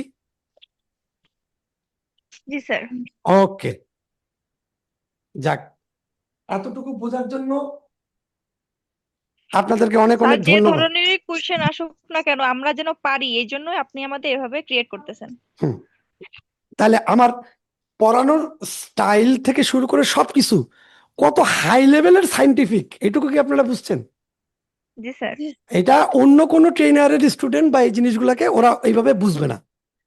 কারণ আচ্ছা আরেকটা জিনিস দেখেন, খুব ভালো মতো খেয়াল করেন, একজন ট্রেনার কি করতেছে, সে বুঝাইতেছে বিভিন্ন রকমের জিনিস, দেখা গেল অ্যাপ্রেন্টিসশিপের ক্লাস নিতেছে, এভিডেন্স তৈরির ক্লাস নিতেছে, এটার করে ক্লাস নিতেছে। ভাই আপনি যার ক্লাস দেখবেন এগুলো ভালো জিনিস, এই এতটুকু ট্রেনারের কাম শেষ না? ট্রেনারের কাজ এতটুকুতে শেষ, তাই না? আপনাদেরকে জি। পড়ানোর পর হলো ট্রেনারের আসল কাজ। সেটা হলো আপনাদেরকে VAR কে অনুযায়ী তাদেরকে রেডি করা, তাদেরকে এমসিকিউর মাধ্যমে রেডি করা, তাকে ম্যাচিং এর মাধ্যমে রেডি করা, তাকে রিটেন প্রশ্নগুলোকে দিয়ে পড়ে পড়ে পড়ে পড়ে বুঝায় বুঝায় বুঝায় বুঝায় বুঝায় তাকে রেডি করা, যাতে আপনি প্রথমে রিমেম্বার করবেন, তারপর আন্ডারস্ট্যান্ডিং। এইখানে এই যে কোনো ট্রেনার বুঝাচ্ছে, এই আন্ডারস্ট্যান্ড পর্যায়ে আছে, অ্যাপ্লাই এসে কিভাবে নিয়ে যাবে আমাকে একটু বুঝান তো। অ্যানালাইজিং কিভাবে নিয়ে যাবে বুঝান আমাকে একজন ট্রেনার। অ্যাপ্লাইং এ আমাকে প্রচুর পরিমাণে পরীক্ষা, এমসিকিউ, অনলাইন দুনিয়ার কাজ আপনাকে দিতে হবে। এই যে আমি আপনাদেরকে প্রশ্ন দিয়ে দিছি, সেই প্রশ্ন থেকে আপনারা বের করতেছেন, that's call applying and analysing. আপনারা কি অ্যানালাইজিং করতেছেন না? হুম, তাহলে না যেইটা স্যার, যেই ট্রেনারের স্টুডেন্টরা করতেছে না, তারা কি করবে? এই ফেল ইভেন্টিং স্যার। পর্যন্ত একজন ট্রেনার কিভাবে নিয়ে যাবে আমাকে বলেন। তার মধ্যে আমি খালি সুন্দর সুন্দর লেকচার মারবো, ক্লাস হয়ে যাবে, ও স্যার তো খুব ভালো, তাহলে হয়ে গেল? তাহলে এই পর্যায়ে পর্যন্ত নিয়ে যেতে আপনাকে হাতে ধরে ধরে ধরে ধরে এই পর্যন্ত নিয়ে আসতে হবে। আমি তার প্রমাণ 8-10 মিনিটের মধ্যে দিব। স্যার, হ্যাঁ বলেন। এই Dhaka sir IT skill institute, হ্যাঁ ওইখানে নাকি একসাথে 12 জন কম্পিটেন্ট হয়েছে। এটা আমি বলতে পারলাম না, ওটা আমার জানারও দরকার নেই। হ্যাঁ, competent not yet competent. IT না, ডিডিটিআই। না আচ্ছা, আইটি। হ্যাঁ এটা হতেই পারে, কারণ হতে পারে আমার প্রথম ব্যাচে আমারই স্টুডেন্ট 12 জনের মধ্যে 8 জন কম্পিটেন্ট হয়েছে। এখন এটা রহস্যটা কি? এটা রহস্য হলো ওদেরকে আমি পরীক্ষায় বসাইতে পারিনি, 4 মাস আমি ঘুরাইছি, দুনিয়ার কাহিনী আমাদের ওই ময়মনসিংহের ম্যাডাম খুব ভালো মতো জানে, আমি বসাইতেই পারিনি। তো যখন ওরা বসছে তখনকার জি স্যার। ওদের 4 থেকে 5 মাস ওদেরকে ওই এক ঘোড়ার ডিমই পড়াইছি। এ তবে একবারে অ্যাসেসমেন্টে বসছে, একবারে 12 জনে 8 জন কম্পিটেন্ট। ওরা ছিল আমার প্রায় নভেম্বর-ডিসেম্বরের দিকের স্টুডেন্ট, ওদেরকে আমি পড়ায়া পরীক্ষা দেওয়াইছি হলো অনেক পরে, 5 মাস পরে। এই কারণে তো এইটাই হলো একটা ব্যাপার যে প্র্যাকটিস মেকে ম্যান পারফেক্ট। ওদেরই যদি আমি 2 মাস বা 3 মাস পরে আমি পরীক্ষা বসাইতাম, তাহলে ওখানে কোনোদিন 12 জনের মধ্যে 8 জন কম্পিটেন্ট হতো না, ওখান থেকে 12 জনের মধ্যে 2 জন বা 3 জন কম্পিটেন্ট হতো। আমরা পরীক্ষাও বসাইতে পারিনি, ওই বসে বসে বসে বসে ওদেরকে খালি পড়াইছি পড়াইছি পড়াইছি, যত রকমের গল্প সব করছি, ওরা একটা ভালো একটা সময় পাইছে। আরো একটা ব্যাপার, ওইখানকার মধ্যে সবাই ছিল হলো ট্রেনার। তো ট্রেনাররা ভালো করবে না তাকে করবে, ওরা বিভিন্ন জায়গায় চাকরি বাকরি করতেছে, ওখানকার মধ্যে স্টুডেন্ট 1 জন ছিল, বাদ বাকি সবাই ট্রেনার, এই জন্য ওরা ভালো রেজাল্ট করছে। তো এটা হতে পারে। আচ্ছা, আর স্টুডেন্ট যে ছিল সে কি কম্পিটেন্ট হয়েছিল লাস্ট পর্যন্ত? হ্যাঁ হ্যাঁ, ও কম্পিটেন্ট হয়েছে, আচ্ছা। ও আমার খান স্যার এখানে কিন্তু একটা হ্যালো ইফেক্টের হয় স্যার, এটা আমার শোনেন, চোখে দেখা আমাদের স্যার। আমি বলি হ্যালো হর্ন এগুলো সব বাদ দেন, এই হ্যালো হর্ন স্যার করতে 16 করতে পাইছে আমাদের, স্যার, দিয়ে দিছে স্যার, 19 পাইলাম দিল না স্যার, এটা হয়নি, এটা ফেয়ার হয়নি স্যার। যাই হোক, এই যে দেখেন আমরা এইভাবে প্র্যাকটিস যদি করি, হ্যাঁ, আপনাদেরকে যদি আমরা আগেই এইভাবে প্র্যাকটিস করাইতে পারতাম ম্যাডাম, জি ওদিনকে স্যার। অ্যাসেসরের ক্লাস নিয়ে তারপর আসতেন, জি ওদিনকে স্যার। অ্যাসেসরে বসায় ওরে পুরা 4 ঘন্টা ক্লাস নিয়ে ওরে সিবিটি স্যার এনে এখন বুঝায়া, ওনারে ক্লাস করায় আসবো স্যার বসলে। ঠিক আছে? তো এই কনফিডেন্ট এমনি আসে নাই, কারণ হলো চিন্তা শক্তির দুটা প্রধান বিভাগ এটা, ঠিক আছে? তো আমাদেরকে এইভাবে স্টেপ বাই স্টেপ করতে হবে। এখানে ট্রেনারের কাজ কি? এখানে ট্রেনারের একটা অনেক বড় কাজ আছে, শুধুমাত্র, আচ্ছা আরেকটা মজার জিনিস আপনাদেরকে বলি, হ্যাঁ খুব মজার জিনিস, আপনি আমার ক্লাস করলেন, এরপরে আরেকটা ট্রেনারের কাছে যাবেন, আপনি তার ক্লাস করবেন, দেখবেন আপনার না ওর ক্লাসটা খুব ভালো লাগবে। কেন কি জানেন? কাজ? হ্যাঁ, বা আরো 2 জন ট্রেনারের কাছে যাবেন, দেখবেন ওর ট্রেনারের ক্লাস খুব ভালো লাগবে আপনার। কেন জানেন? যখন কোনো দুর্বোধ্য জিনিস আপনার মাথার মধ্যে থাকে, তখন আপনার কোনো কিছু ভালো লাগবে না। এখন একটা জিনিস আপনাকে আমি পড়ে বুঝাইলাম, আপনি এটা বুঝছেন, বোঝার পরে যখন আপনি অন্য কারো কাছে যাবেন, সে যখন সেই কথাগুলোই বলবে, ওটা আপনার মনের কথাগুলো, এগুলো কিন্তু আপনি বুঝতেছেন, সে হয়তো একটু অন্যভাবে বলতেছে, আপনার কিন্তু তাকে ভালো লাগবে। এরপরে আপনি যদি আরেকজন ট্রেনারের কাছে যান, তার কথাগুলো শুনেন, তার কাছেও আপনার ভালো লাগবে। কিন্তু এই কোনো ট্রেনারের ক্ষমতা নাই আপনার যে আপনাকে এইভাবে বুঝায় বুঝায় বুঝায় এই পর্যায়ে পর্যন্ত আনবে, এই পড়াটুকু, এই রিসার্চটুকু আপনাকেই করতে হবে। এই যে আমার কথাগুলো শুনতেছেন, হয়তো আপনাদের অনেক ভালো লাগতেছে যে হ্যাঁ স্যার কত সুন্দর করে বুঝাইতেছে, এটা না 2 পয়সা কোনো দাম নাই জানেন, যত জি তো আপনি বেসিক এবিসিডি গুলোকে মুখস্থ না করতেছেন। এবং এটাই কঠিন কাজ। আপনার কাছে মনে হবে ওর নোট আছে, অমুক নোট আছে, ভাই আমার এমন কোনো নোট নাই। আপনার কোন ট্রেনারের নোট লাগবে? আপনি বলেন এমদাদু সাল্লাদের নোট ভিডিও সব আমার কাছে আছে, আপনি পেন্সিল বক্স সব আমার কাছে আছে, আপনার বলে আনিস স্যার সব আমার কাছে আছে। আপনার কোন ট্রেনারের নোট লাগবে সব আমার কাছে নিয়ে আমি বসে আছি, চাইলে আপনাদেরকে ফ্রিও দিয়ে দিতে পারি, কিন্তু লাভ নাই তো, কোনো লাভ নাই। কারণ কি, এগুলা হলো সেই বেসিক এবিসি, আপনাকে ওগুলোকে পড়তে হবে, পড়তে হবে। আচ্ছা, পড়বেন কিভাবে? ওই নোট অনুযায়ী পড়লে না। আমি সকলের ওই জিনিসগুলোকে গবেষণা করে যেটা দেখছি, যে কোনো ট্রেনার ওরা যে নোটটা করতেছে করতেছে কিসের উপর ভিত্তি করে, কোন তো আমাকে বলেন, কিসের উপর ভিত্তি 3 করে করতেছে? পর্যন্ত স্যার। হ্যাঁ, স্যার অ্যাপ্লাইং, আন্ডারস্ট্যান্ডিং আর রিমেম্বার নো, পর্যন্ত স্যার। তারা সবাই তৈরি করতেছে এনএসডি এর পরীক্ষার প্রশ্নগুলো থেকে, তাই না? জি স্যার। তাইলে আমি এদের এত সব নোট ফোট বাদ দিয়া আমি যদি সরাসরি এনএসডিএ যেই মানে পরীক্ষার প্রশ্নগুলো আসতেছে, বারবার ঘুরে ঘুরে আসতেছে, আমি সেগুলোকে যদি নিয়ে অ্যানালাইজ করি, তাহলে কি আমি তাদের থেকে বেটার কিছু পাবো না? জি ইনশাল্লাহ। তাহলে আমি যদি আপনাদেরকে অন্যান্য ট্রেনারের জিনিসপত্র কেন দেই না? চাইলেই তো আমি আপনাকে ওদের বড় বড় ট্রেনারদের সব জিনিসপত্র দিয়ে দিতে পারি, কিন্তু লাভ নাই তো। ওগুলো আপনি জমায় রাখবেন, কিন্তু ওটা না দিয়ে যদি আমি আপনাদেরকে কাজে লাগাই দিই, যে ভাই আমাদের, বোনেরা আমাদের, এই যে পরীক্ষায় অ্যাসেসমেন্টে এই প্রশ্নগুলো আসে, এগুলো আপনি রিমেম্বার করেন, আসেন এই এমসিকিউ দেন, আন্ডারস্ট্যান্ড করেন, এরপরে আমরা এটাকে অ্যাপ্লাই করি, এরপরে আমরা এটাকে অ্যানালাইজ করি, তাহলে আমরা অটোমেটিক্যালি সব পাবো। এটা কি বেটার আইডিয়া না? জি স্যার। এই যে, তো এখন আমরা চলে যাব ধীরে ধীরে পরীক্ষার প্রশ্নদের দিকে, এগুলোকে এখন আমরা অ্যানালাইজ করব, ঠিক আছে? এখন আমরা কিন্তু দেখলেই বুঝতে পারবো যে কোনটা আন্ডারস্ট্যান্ডিং অ্যাপ্লাই লেভেলের, কোনটা রিমেম্বার লেভেলের, আর কোনটা অ্যানালাইজ লেভেলের। এটা আমরা দেখলেই বুঝতে পারবো। তাহলে 2টা প্রকার আছে, একটা এলওটিএস, একটা হলো এইচওটিএস, একটা হলো লোয়ার লেভেল, একটা হায়ার লেভেল। ওকে, তো আমরা এই ব্যাপারটা পুরোটাই বুঝছি। এখন আমরা সঠিক পদ্ধতির দিকে আগাবো। কোর কনসেপ্ট বুঝতে হবে, সিনারিও রিডিং করতে হবে। আর সবাই কি করতেছে, 10টা মডিউল টানা রিডিং করতেছে, রেডিমেড নোট মুখস্থ করতেছে, দুম করে যা নট ইট হইতেছে। আপনারা যারা 10টা মডিউল ভালো মতো পড়ছেন, আপনারা যারা রেডিমেড নোট মুখস্থ করছেন, তারপরে যা নট ইট হইছেন, এখন বলেন তো তাহলে মানে আপনাদের কি তাহলে ওই মডিউলে ভুল, না রেডিমেড নোট মুখস্থ করা ওটার মধ্যে ভুল হয়েছেটা কি কাহিনী, আমাকে বলেন তো কেউ, নাকি স্যার আমি দেখাবো রেডিমেড আপনাদের? রেডিমেডে ভুল আর কি স্যার। আচ্ছা, আমি কি প্রমাণ করে দেবো এটা? অ্যানালাইজ। আচ্ছা, এখন আমি আমার 8 নম্বর, মানে এটা তো 8 নম্বর ব্যাচ শুরু হচ্ছে আমার, না? তা আমি আপনাদেরকে এখন সব থেকে বেস্ট ওয়েটা আপনাদেরকে দেখাবো যে কিভাবে আসলে এই পুরো প্রবলেমটা সলভ করতে হয়।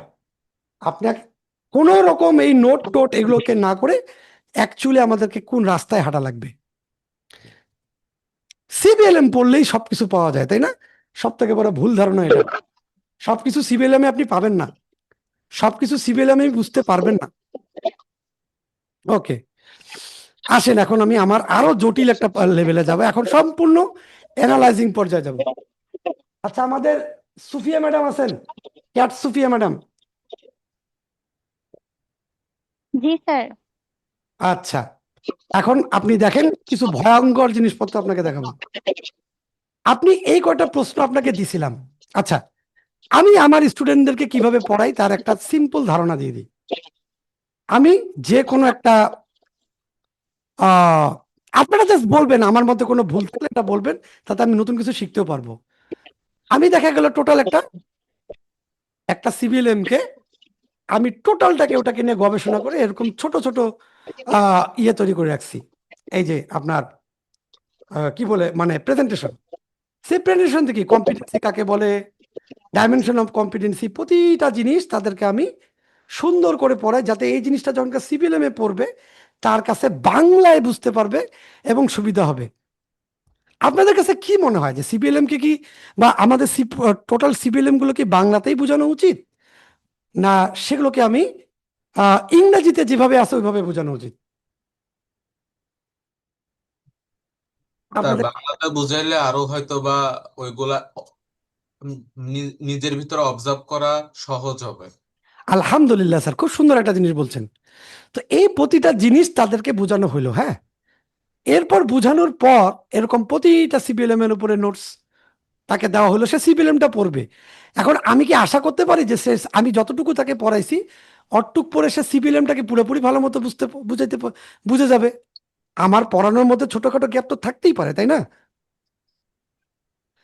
সেইটা যাতে সে ভালো মতো ক্লিয়ার করতে পারে সেই জন্য তাকে দেওয়া হয় এটা,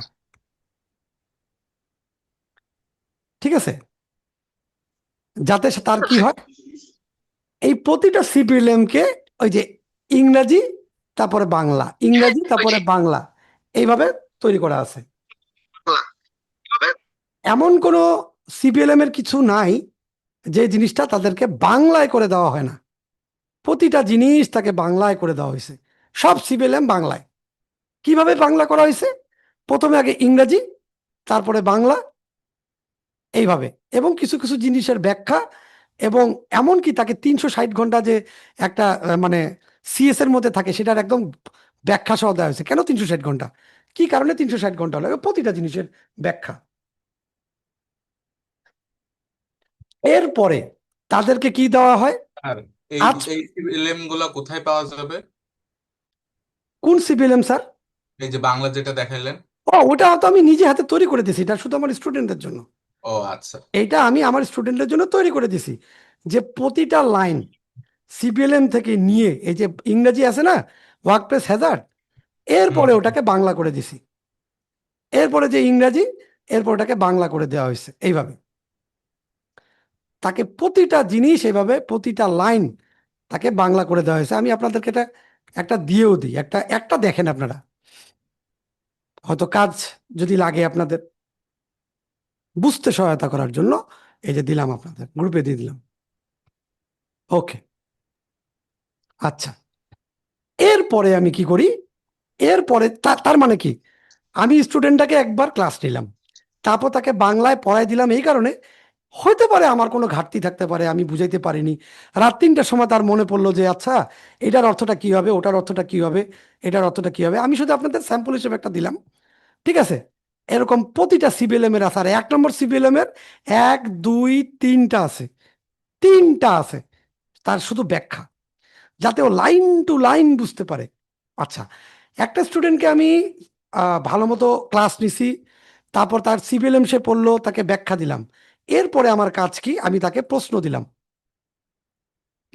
যে এই প্রশ্নগুলো তাকে এখন সিপিএলএম থেকে বের করতে হবে। ঠিক এই বের করতে যায় কি কি সমস্যা হয়, সুফিয়া ম্যাডাম আমাকে বলবেন।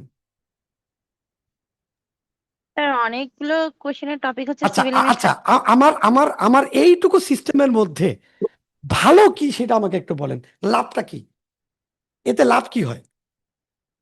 স্যার লাভ হচ্ছে এটা লং টার্ম আমাদের মেমোরিতে থাকবে, কারণ বাংলা ইংলিশ দুটোই পড়তেছি, মানে একেবারে মাইন্ডে ক্লিয়ার একটা কনসেপ্ট চলে আসবে। আর আচ্ছা কোশ্চেন যখন দিবেন, কোশ্চেন লেখার মাধ্যমে আমরা উত্তর লেখার প্যাটার্নটা বুঝতে পারবো, আচ্ছা, প্লাস সব কতটুকু থেকে শিখতে হ্যাঁ, এটা বুঝবো। না আমি যদি এরকম করতাম অন্যান্য ট্রেনারের মতো খুব সুন্দর করে ক্লাস ক্লাস নিয়ে, হ্যাঁ, যে সকল ট্রেনারকে ধরেন যে একটা প্রশ্ন করা যায় না, প্রশ্ন করলেই রাগ হয়ে যায়, তো এরকম হয়তো আমি আমি যদি না করে, আমি আপনাদের ওইখানে ক্লাসটা করার পরে আপনি আপনি শুধু সিপিএলএম দেখে কি বুঝে ফেলবেন সবকিছু? আচ্ছা, যখন আপনাকে প্রশ্ন খুঁজতে দেওয়া হবে, ভাই এই প্রশ্নগুলো তো ইয়ে থেকেই আসছে, এগুলো তো আমাদের বারবার অ্যাসেসমেন্ট এই প্রশ্নগুলোই আসে, তাই না? তাহলে তাহলে কি হবে, এই প্রশ্নগুলোই আপনাকে যদি সিভিএলএম এ খুঁজতে দেওয়া হয়, তাহলে আপনার আস্তে আস্তে পুরো সিভিএলএমটার উপরে একটা মাইন্ড ম্যাপ তৈরি হয়ে গেল না? কোথায় কি আছে আপনি খুব ভালো মতো জানবেন। হবে কি? জি হবে কি স্যার, বলুন? হয়ে যায় যে এই পাতাতে গিয়ে আমি এই টপিকটা পাবো। আচ্ছা, এটা কি আমার স্টুডেন্ট সবার ক্ষেত্রে কি এটা প্রযোজ্য, নাকি আহ কি মনে হয়, নাকি আরো বেটার কিছু সম্ভব? সবার ক্ষেত্রে প্রযোজ্য স্যার। সবার ক্ষেত্রে প্রযোজ্য। এখন আপনাদের আরো মজার জিনিস দেখাবো। এরপরও যেটা এখন আমার আমার স্টুডেন্টেরই মুখটা হয়ে যাবে যে হ্যাঁ এখন কি করতেছে স্যার এগুলা। আচ্ছা, তারপরেও কিছু কিছু প্রশ্ন আছে না যেগুলো খুঁজে পাওয়া যায় না। দেখেন, হোয়াট ইজ গ্রিন প্র্যাকটিস, এটা পরীক্ষায় আসছে, আসছে না? আসছে। আচ্ছা, কিন্তু আমাদের সিপিএলএম এটা কি আছে? খুঁজে নাই দেখেন। স্যার। আমি এখন যে জিনিসগুলো দেখাবো আল্লাহর ওয়াস্তে খুব মনোযোগ দিয়ে দেখবেন, খুবই মনোযোগ দিয়ে দেখবেন। এই যে গ্রিন প্র্যাকটিসটাকে সার্চ করলাম, আমি কি আমার সিবিএলএম এর কোনো জায়গায় আছে? নাই। এখন আমি আপনাদেরকে বুঝাবো what is the psychology behind this, কি কারণে এটাকে আমি সিবিএলএম। আচ্ছা, এটা হলো আমাদের সিএস। আমরা একটু দেখি তো সিএস এর মধ্যে এটা আছে কিনা।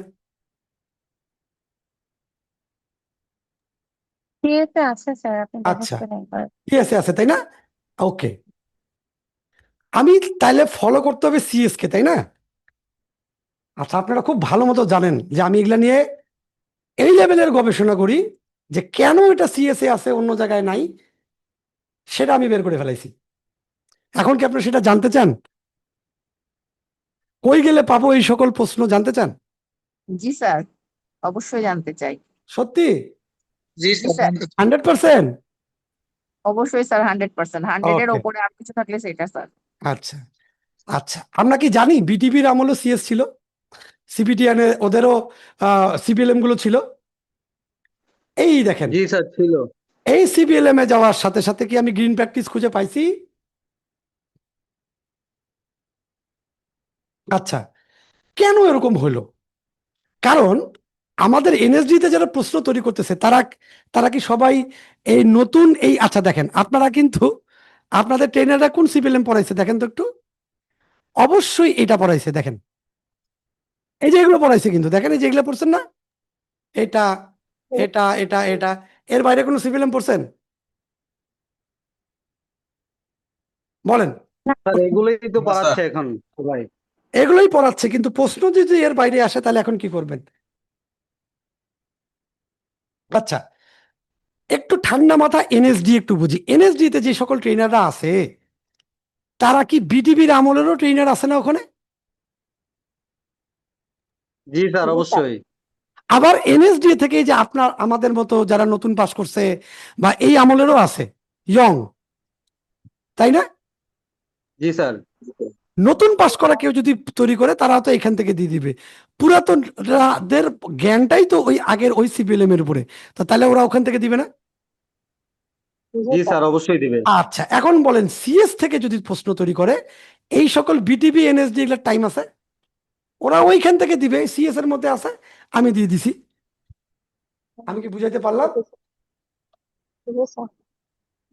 আচ্ছা, আমি একটা কেন উদাহরণ দেখাবো, ভাবতে পারেন যে স্যার আমাদের বোকা বানাইতেছে না, কি বানাইতেছে, আবার আগের বিটিভির কি কয় না কয়।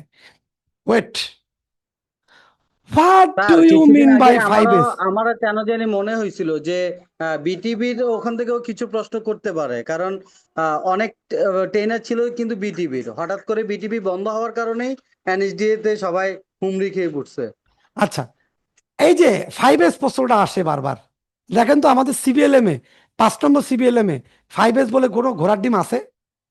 সুফিয়া ম্যাডাম পাইছিলেন? না স্যার। আসেন এখন দেখাই দিই। এই যে এইটাকে এই সিবিএলএম পড়ছেন আপনারা? না। ওকে, এখন এইখানকার মধ্যে 5S খুঁজে বের করবো। দেখেন, what do you mean by 5S? আগা দেখছেন এই প্রশ্নটাই পরীক্ষা আসছিল। ওকে, আমি কয়টা দেখালাম? 2টা দেখালাম, তাই তো নাকি?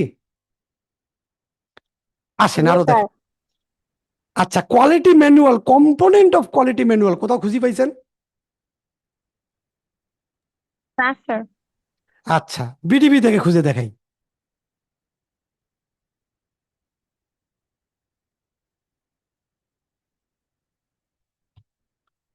কম্পোনেন্ট নিয়ে এই ভাষা কতগুলো আছে এক জায়গায়। আচ্ছা, component of job, component component component, এই যে component of the procedure individual competent is nationally recognised and skill. এই দেখেন according to the NQAS 5 component of quality assurance manual. এই জিনিসটা আমরা অন্য কোথাও খুঁজে পাচ্ছিলাম না, এখন খুঁজে পাইলাম। জি স্যার, আমি তো সেদিন এই কোশ্চেনটাই আপনাকে দেখাচ্ছিলাম যে আমি এটা খুঁজে হ্যাঁ, বের। আচ্ছা, চার মানে আচ্ছা আমি চাইলে আরো দেখাতে পারবো। আপনি আমাকে দেখান যে এই প্রশ্নটা খুঁজে পাননি, ওখান থেকে এইটা ওকে। তাহলে আমরা কি বুঝলাম? পরীক্ষার হলে যা মাঝে মধ্যে আমরা কমন পাই না, তাহলে এগুলা থেকে MCQ দিতে পারে নাকি? সেই ক্ষেত্রে স্যার আমরা কি করবো? আমরা তো একটাই পড়লাম কেবল। ওকে, আচ্ছা আপনাদের জন্য আমি কি করতে পারি বলেন তো? এই ক্ষেত্রে আপনার হাসিব স্যার কি করবে? এতদিন ধরে তো চেনেন আমাকে। হাসিব স্যার এই ক্ষেত্রে আসিফ স্যার আমাদেরকে সবকিছুই দিবে। না, কি কি পদ্ধতিটা মানে কোন সিস্টেমটা আমি অবলম্বন করব কোন? দুইটা মিক্স করে MCQ বানাবেন। আচ্ছা, অ্যানালাইজিং আমি টোটালি অ্যানালাইজ করে আমি কি করব? অ্যানালাইজিং আপনাদের আমি আসল জিনিস দিয়ে দিছি। সেটা কি ভাই? পরীক্ষার প্রশ্ন দিয়ে দিছি, যেগুলো আসে সব দেওয়া আছে। এই যে গত তারিখের পরীক্ষা কি আছে আসেন, আমি একটু পরেও দেখাবো আপনাদের। হুম, তো এগুলো আপনাদেরকে দিয়ে দেওয়া আছে, তাই না? এই যে পরীক্ষার প্রশ্নগুলো। এরপরে প্রতি শনিবার যখনই কোনো অ্যাসেসমেন্ট হচ্ছে, তখনই আমি এগুলোর মধ্যে আমি এই যে এই জিনিসগুলোর মধ্যে আমি কি প্রশ্নগুলো অ্যাড করে দিচ্ছি না? দিচ্ছি তো। তাহলে আমার আপনি তো প্রশ্নটা পাচ্ছেন, যখন আপনি উত্তর পাবেন না, কোন আসমান কোন জমি থেকে উত্তর বাইর করে দেওয়া লাগে, এটা আমি হাসিব সাদি করব। তা আপনাদের কোনো টেনশন আছে? না আপনাদের স্যার। কাজ তাহলে কি শুধু ওটাকে পড়ে বুঝে মুখস্থ করা? বাদ জি বাকি স্যার। কি করা লাগে এটা তো আমি করতেছি। আপনাদেরকে আর কোনো টেনশন করা লাগবে? ওটা BTB থেকে আসলো না NSDA থেকে আসলো না ওটা কোনো আমেরিকান কোনো বই থেকে আসলো, ওটা আমি আপনাদের বের করে দিব। কারণ আমি পরীক্ষার প্রশ্ন নিয়ে অ্যানালাইসিস করি। যখনই আমি খুঁজে পাবো তখনই আমি আপনাদেরকে এই ব্যাপারে হেল্প করব, এবং এইটা নিয়ে আমার সকল কিছু তৈরি করব, তাই না? জি স্যার। স্যার, আমাদের পরীক্ষায় যদি মনে করেন একেবারে নতুন কোশ্চেন চলে আসে তখন কি করবো আমরা? সেই জন্য আপনার এই শোনেন, আচ্ছা CS এর বাইরে কোনোদিন কেউ যাইতে পারবে? না। না স্যার। কারো আব্বুর ক্ষমতা আছে? না। আমি কি CS এর ভিতর থেকে মানে অ্যানালাইজ করে করে করে করে আমি এই পরীক্ষার প্রশ্নগুলো বানাচ্ছি না? আমি যতগুলো MCQ যতগুলো জিনিস আমি বানাই সব CS কে দিয়েই বানাই। CS এর ভিতর থেকে আসে, যার কারণে এই যে এরকম আজব আজব প্রশ্নগুলো আপনারা পান। এই যে প্রশ্নগুলো যেটা দেখলে আপনার, আমার তৈরি করা প্রশ্নগুলো দেখলে যেটা মাথা ঘুরে যায়, এই যে এগুলা, এই যে আজগুবি প্রশ্নগুলো কই থেকে পান বলেন তো? এই যে এত বড় বড় প্রশ্নগুলা দেখলে আপনাদের মেজাজ খারাপ হয়ে যায়। বের হয়। এইটা হলো ওই যে CS কে ফলো করে বানাই, যার ফলে NSDA যদি অন্যভাবে বানায় আপনাদের এই প্রবলেম আমি সলভ করে দিলাম। ঠিক আছে? আচ্ছা, নেক্সট মান্থ থেকে আমার ব্যাচ 8 এর জন্য আমি কি কি করব সেটা আমি আপনাদেরকে বলি। এখন তার মানে এটা না যে ব্যাচ 8 আমার হয়তো 4-5 তারিখ থেকে শুরু হবে, আপনাদের ততদিন অপেক্ষা করতে হবে, কখনো না। আপনারা কাল এবং পরশুদিন থেকে কোন জিনিসগুলো আপনারা পাবেন সেটা নিয়ে আমি এখন আপনাদেরকে একটু বলবো। এক তো পরীক্ষার প্রশ্নের অ্যানালাইজ, সেটা তো আমি করবই। দ্বিতীয়ত হলো আপনাদের যত প্রকার রিটেন প্রশ্ন যেগুলো অ্যাসেসমেন্টে আসে, সেটা সমস্যা কি আমি সমাধান করছি অথবা করব? এই তো। এই যে এরকম কোনো প্রশ্ন খুঁজে পাচ্ছেন না, আচ্ছা আপনাদের দেখাই, বার্ন ইনজুরি, এটা খুঁজে পাচ্ছিলাম না, মনে আছে? জি স্যার। আমাদের CVLM এ নাই। আচ্ছা একটু দেখাইও দিই, এ তো মজার জিনিস, তো এই জন্য মজা লাগতেছে। এই দেখেন BTB-তে ঢুকবো, অ্যাপ্লাইয়ে ঢুকবো, এই যে বার্ন ইনজুরি, আচ্ছা শুধু বার্ন লেখে সার্চ করি, এই দেখেন type of injury, type of burn injury পাইছি আমরা। একটা 100% শিওর যে যে কোনো CVLM থেকে প্রশ্ন আসতে পারে, তাই না? আচ্ছা, ইভেন এটার মধ্যে থেকে MCQ আসতে পারে। এই কারণে যা দেখবেন যে অ্যাসেসমেন্টে যে আপনি MCQ বুঝতেছেন না, তাহলে এখন আমাকে কি করা লাগবে? এই যে আমাকে করা লাগবে এই জিনিসটা। আমি আপনাদের যে MCQ গুলো করছি, এই যে যত MCQ গুলো আছে, যেমন দেখা গেল যে অর্গানাইজ CBT 9 নম্বর CVLM এর, আপনাদের তো এই যে MCQ গুলো আমি রেডি করছি না, উইথ এক্সপ্লেনেশন। এখন এটা আমি বিটিভির জন্য ঠিক এরকম 50টা বা 40টা করে এমসিকিউ তৈরি করব এবং দুইটাই আপনাদেরকে গেম খেলতে দিব। তাহলে দুইটা সিপিএলএম এর মধ্যে থেকে যেটাই আসুক আপনি পারবেন। তাহলে আপনাদের এই নিয়ে আর কোনো টেনশন করার কিছু আছে?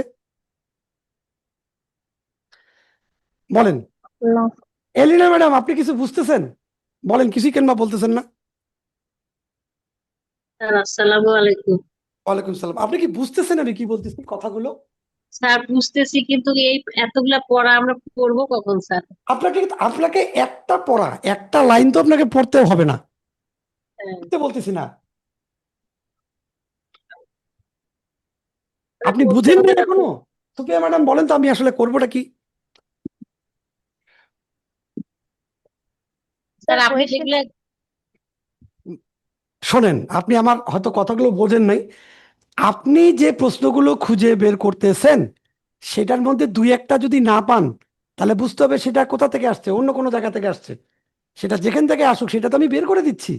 তাহলে কি আপনাকে এক্সট্রা পড়তে হইলো? না স্যার, কিন্তু না না। আমাদের পরীক্ষা আছে, আমরা কি তো করবো? ভূগোল আচ্ছা, দিয়ে আমি কি যদি আপনাকে কি বলছি এখনো পর্যন্ত এই বিটিভির সিপিএলএম গুলো পড়তে হবে? না না না স্যার, ওগুলা কভার করবো স্যার, এগুলা সিভিল এম তো কভার আচ্ছা, করতে পারতেছি না। আপনাদের কোনো ওই সিপিএলএম এ শুধু পড়বেন, যে বাড়তি অংশগুলো আপনাদের জন্য দরকার সেটা আমি কই থেকে পারি আমি আপনাদেরকে ব্যবস্থা করে দেবো। ঠিক আছে? জি স্যার। স্যার। আচ্ছা, রিটেন আমি অলরেডি আপনাদেরকে দিছি রে ভাই। এই যে গ্রুপে এগুলো কি দিছি, দিছি তো, এই ও যে দিছি না? জি স্যার, দিচ্ছেন স্যার। এই যে আপনারা যে প্রশ্নগুলো খুঁজে পান নাই, এই যে আমি স্ক্রিনশট নিয়ে নিয়ে দিছি। তাহলে আমি তো আপনাদের প্রবলেম সলভ করে ফেলেছি। আচ্ছা, তাহলে কি জি thank you? Sir, thank you প্রশ্ন না? একবার থ্যাংক ইউ বললেন না তো? স্যার অবশ্যই থ্যাংক ইউ স্যার, মানে সত্যি কথা কি যে আপনি যতটা পরিশ্রম করতেছেন অতটা আমরা নিজেরাই করতেছি না। তাহলে আপনাদেরকে ধরি ডাঙ্গান দরকার না, রংপুরের ভাষা অনুযায়ী? স্যার সেটাই তো স্যার। 5 তারিখে বেত নিয়ে যাবো আমি একটা বাঁশের, ডাঙ্গানোর জন্য আপনাদেরকে। দেখেন আমি কি করি। ডাং ছাড়া কোনো কথা হবে না দিনকা। আমি যা বুঝতেছি ডাং দরকার। তো যাই হোক, এখন আচ্ছা, এখন আপনাদের প্রশ্ন থাকতে পারে যে স্যার রিটেন তো বুঝলাম, এমসিকিউর কি হবে স্যার? আপনাদের এই এমসিকিউ করায় করায় করায় আপনাদের ব্রেন আমি খায় ফেলেছি। আমি যখন বিটিভির থেকে যদি আমি এমসিকিউ গুলো রেডি করে অলরেডি যে জিনিসগুলো আমি আপনাদেরকে করাইছি ওগুলো বাদ দিয়ে যে নতুন জিনিসগুলো আছে সেগুলো তৈরি করে যদি এই কয়দিনও আমি আপনাদেরকে এমসিকিউ নেই, গোটা দুনিয়ার যেখান থেকে এমসিকিউ আসুক আপনারা কি পারবেন? জি স্যার। আচ্ছা, আমাকে বলেন আর কি বাকি থাকলো আপনাদের জন্য করার? এখন যদি কলিজাটা ভুনা করে দেই, এখন কোন লবণ কম হইছে, আমি কই যাব কোন? আচ্ছা, আসেন আমরা আর একটু গুরুত্বপূর্ণ একটা জায়গায় ঢুকি। সেটা হলো গত 25 তারিখের অ্যাসেসমেন্টে কি পরীক্ষার প্রশ্ন আসছিল?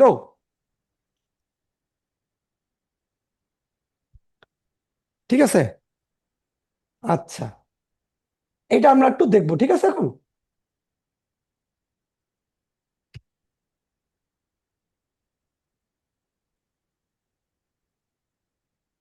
ওকে, গত 25 তারিখে প্রশ্নে আসছিল। আচ্ছা, অনেকের কথা বলতে বলতে পারে যে স্যার পরীক্ষার প্রশ্ন আপনি পাইলেন কিভাবে? ভাই, যে কেউ পরীক্ষা দিয়ে বের হইলে আগে 10টা স্টুডেন্টকে যদি প্রশ্ন করেন, অন্তত পক্ষে একজন 4টা বললো, একজন 6টা বললো, আর একজন এটা বললো, ওটা নিয়ে একটু গবেষণা করলে বের হয়ে যায়। আচ্ছা, এখন আমি আপনাদেরকে প্রশ্ন করি, এই প্রশ্নটা আসলে define perception in the context of promoting inclusivity in training and assessment. এটা কত নম্বর সিপিএলএম এর প্রশ্ন? স্যার 2 নাম্বার সিবিএলএম 2 নম্বর ইনক্লুসিভিটি। স্যার। আচ্ছা, ধন্যবাদ, খুব ধন্যবাদ। আচ্ছা, এই প্রশ্নটা কি আপনাদেরকে দেওয়া আছে? অল্প জি একটু স্যার। আছে স্যার। আচ্ছা, এই প্রশ্নটা আপনাদেরকে অলরেডি দেওয়া আছে, তার প্রমাণ হলো আমি নিজে খুঁজে বের করছি। সিপিএলএম 2 এর যে আমি যতগুলো প্রশ্ন দিছি ওই প্রশ্নটা এখানে আছে। আচ্ছা, define salvage in the context of housekeeping, এটা আসছিল। আর আমি আপনাদেরকে দিছিলাম what does salvage involve the housekeeping. একই নাকি খুব বেশি পার্থক্য আছে? না স্যার, একই জিনিস। জিনিসটা সেমই স্যার। ওকে, আচ্ছা, আমি গত 25 তারিখের পরীক্ষার একটা নতুন প্রশ্ন পাইনি যেটা আমি আমার শিটে ঢুকাবো। এর থেকে বড় দুঃখের আর কি হইতে পারে? সব আমাদের জানা প্রশ্ন, সব। আচ্ছা, ডিফাইন্স, আচ্ছা এটা, what are the step of assessment design in the context of assessment, এটা কি? তার মানে assessment design in the context of assessment, তাহলে কনটেক্সট অফ অ্যাসেসমেন্ট আমাদের সিবিএলএম এ কোথায় আছে? বা অ্যাসেসমেন্ট স্যার ডিজাইন, 11 নম্বর সিবিএলএম এ sir. Good good good good good good, চলেন তো যাই আমরা একটু ঘুরে আসি। এই যে ভাল লাগে আপনাদের সাথে এই যে কথাবার্তা বলে। 11 স্যার নম্বর পড়তে দেখছেন? পড়তে শহীদ হয়ে গেলাম স্যার। এইবারকার ওদেরকে শহীদ করবেন আপনি, যুদ্ধ এখন জি চলবে অন্য স্যার। লেভেল। এই দেখেন কনটেক্সট অফ, এই যে দেখেন পারপস অফ অ্যাসেসমেন্ট, এই দেখেন কনটেক্সট অফ অ্যাসেসমেন্ট। আচ্ছা, আমাদেরকে যেই জিনিস প্রশ্নটা করছে সেটা হলো assessment design, step of assessment design. Okay, আচ্ছা অ্যাসেসমেন্ট ডিজাইনটা কি আমরা অ্যাসেসমেন্টের দিন করি না তার আগের দিন করি? স্যার স্যার আগের তার দিন স্যার। সাবাস, অ্যাসেসমেন্ট ডিজাইনের স্টেপ। আচ্ছা, এখন আমরা এই প্রশ্নটাকে নিয়ে আর একটু রিসার্চ করব। আমরা একটু এমন ভাবে রিসার্চ করব, এটার ধরন টরন কেমনে, কিভাবে আমাদেরকে বোঝা উচিত, মানে কত ডিপলি আমাদেরকে অ্যানালাইজ করা উচিত। অ্যাটলিস্ট আপনারা না হলেও একজন ট্রেনারের, আমার মতো একজন ট্রেনারের কিভাবে অ্যানালাইজ করে আপনাদেরকে অ্যাকচুয়ালি বলা উচিত, এবং অ্যাকচুয়ালি আমার দায়িত্বটা কতখানি জানেন? এই যে দেখাই, আপনারাই বিবেচনা করেন। আমার মনে হয় না যে আমি এতটুকু আপনাদের জন্য করতে পারি, কিন্তু আমার উচিত যে আমার স্টুডেন্টের জন্য এইভাবে সবকিছুরে ব্যাখ্যা করে বোঝানো উচিত। কি সেটাই আপনাদেরকে একটু দেখাচ্ছি। রিসার্চ চলতেছে, সে গবেষণা করতেছে, দুইটা বিটিবি এবং এনএসডিএ দুটা গবেষণা করলো, করার পর সে আমাকে উত্তরটা দিচ্ছে। আপনাকে বোঝা উচিত কিভাবে, আমার অ্যাজ এ ট্রেনার আমাকে আপনাকে কিভাবে বোঝানো উচিত জানেন? এইভাবে, ও আমার স্টুডেন্টকে এভাবে বোঝানো হচ্ছে যে আচ্ছা এটা মূল প্রশ্নের অর্থ হলো, ইংরেজিটার বাংলা হলো, অ্যাসেসমেন্টের ক্ষেত্রে অ্যাসেসমেন্ট ডিজাইন করার ধাপগুলো কি কি, এটা জানতে চাওয়া হয়েছে। এরপর মূল ধারণা, কনসেপ্ট, কম্পিটেন্সি বেসড স্যার সাউন্ডটা অ্যাসেসমেন্ট। কমে গেল নাকি? তাই নাকি? সাউন্ড কমে গেছে, একটু থামে না, দেখতেছি।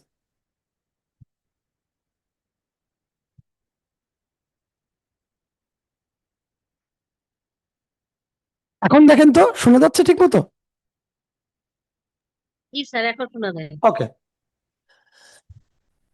এই প্রশ্নটা আমাদেরকে কি চাচ্ছে? ডিজাইন করা হলে একটি সুনির্দিষ্ট ধাপ, মানে কম্পিটিটিভ বেসে যে অ্যাসেসমেন্ট যে আমরা ডিজাইন করি এটা কিন্তু 6টা প্রক্রিয়ার মধ্যে করা হয়। এটা বললো কোন সিবিএলএম এ আছে, এটা বিটিভিটাতেও আছে, এনএসডিটা আছে, দুটাতেই আছে। ওকে, কি পাইলাম? আচ্ছা, এটা সঠিক উত্তর হলো to design competitive base assessment for a unit of whole qualification you should follow the step below. এই জিনিসগুলো আমাদেরকে ফলো করতে হবে। এরপর আমার উচিত আপনাকে এইভাবে ব্যাখ্যা দেওয়া যে অ্যাসেসমেন্ট ডিজাইন করা এই ধাপগুলোকে ধারাবাহিকভাবে কাজ করে। প্রথমে কোন মানদণ্ডে কি উদ্দেশ্যে কোথায় মূল্যায়ন হবে তা ঠিক করা, তারপর এভিডেন্স মানে কালেক্ট করা, মূল্যায়ন পদ্ধতি ঠিক করা, প্রয়োজনীয় মালামাল এবং সরঞ্জামগুলো তালিকা করা, এবং সব শেষে পুরো বিষয়টিকে একটি পরিকল্পনায় রূপ দিয়ে স্টেক হোল্ডার মানে যারা মানে এটার সাথে জড়িত তাদের অনুমোদন নিয়ে আমাকে করা। বাস্তব উদাহরণ এটাই। আমি যদি আপনাদেরকে এইভাবে ক্লিয়ারলি বুঝাইতে পারি তাহলে অ্যাকচুয়ালি এটার সফল। আপনাদেরকে যে প্রশ্নগুলো দেওয়া হয়েছে মোটামুটি ভাবে হলেও আমি কি এভাবে পারতেছি? একটু বলেন, নাহলে করতে হবে তো। এইভাবে যদি আপনি একটা প্রশ্নের গোটা গোষ্ঠী বুঝেন তাহলে আর কোনো কিছু বাকি থাকবে? বলেন। জি না স্যার। তাহলে যেটা পারবেন না, যেটা খুঁজে পাচ্ছেন না সেটা আমাকে যদি বলেন, আমি আপনাকে প্রতিটা সহ ধরে ধরে করতে পারবো। আচ্ছা, আরো একটা জিনিস সম্বন্ধে আপনাকে আমার বলা দরকার, সেটা কি? এই যে প্রশ্নটা আপনারা বলেন তো, এটা ব্লুম ট্যাক্সোনমি অনুযায়ী কোন লেভেলের প্রশ্ন? Sir evaluating. ওরে বাপ রে বাপ, তাই নাকি? আচ্ছা না না থামেন। স্যার, এটা সহজ একদম স্যার, সহজ একদম এটা। আচ্ছা স্যার এটা দেখি, হবে সম্ভবত এটা হলো রিমেম্বার পর্যায় ম্যাডাম। রিমেম্বার। আচ্ছা জি স্যার। এখন আমরা বুঝি এই প্রশ্নটার আরো 6টা রূপ হতে পারে। এই জিনিসটা যখন আপনি বুঝতে পারবেন, আপনার পরীক্ষার হলে কোনো রকম ঘোড়ার ডিমও ভয় পাবেন না, কোনোভাবে আপনি ভয় পাবেন না। আমি বুঝাতে পারছি? এই পরীক্ষায় প্রশ্নটাই আসছিল, what are the step of assessment design in the context of assessment. আপনার মাথা কাজ করে নাই, কারণ কি এই যে এটা রিমেম্বার পর্যায়ের প্রশ্ন ছিল, what are the core core step. আচ্ছা হোয়াট আর দ্য স্টেপ আছে না, এই শব্দটাও থাকতে পারে, কোর স্টেপ। আচ্ছা যদি এনএসডিএ আন্ডারস্ট্যান্ডিং লেভেলের করতে চায়, তাহলে প্রশ্নটা কেমন হবে? How does each step in the assessment design process contribute to ensuring valid and reliable evidence gathering. একটু উল্টা, একটু কঠিন, একটু অন্যরকম মনে হচ্ছে, তাই না? আপনি বিশ্বাস করবেন, উত্তর কিন্তু ওটাই। যদি এটা ইভ্যালুয়েট, অ্যাপ্লাই, অ্যানালাইসিস পর্যায়ে আসে, তাহলে দেখেন প্রশ্নটা কত জটিল হয়ে যাবে। How do the step of design a practical performance test differing from those constructing written knowledge assessment. দেখছেন কত রকম চেঞ্জ হয়ে গেছে জিনিসটা। এটা অ্যানালাইজ করার চেষ্টা করতেছে। Clear?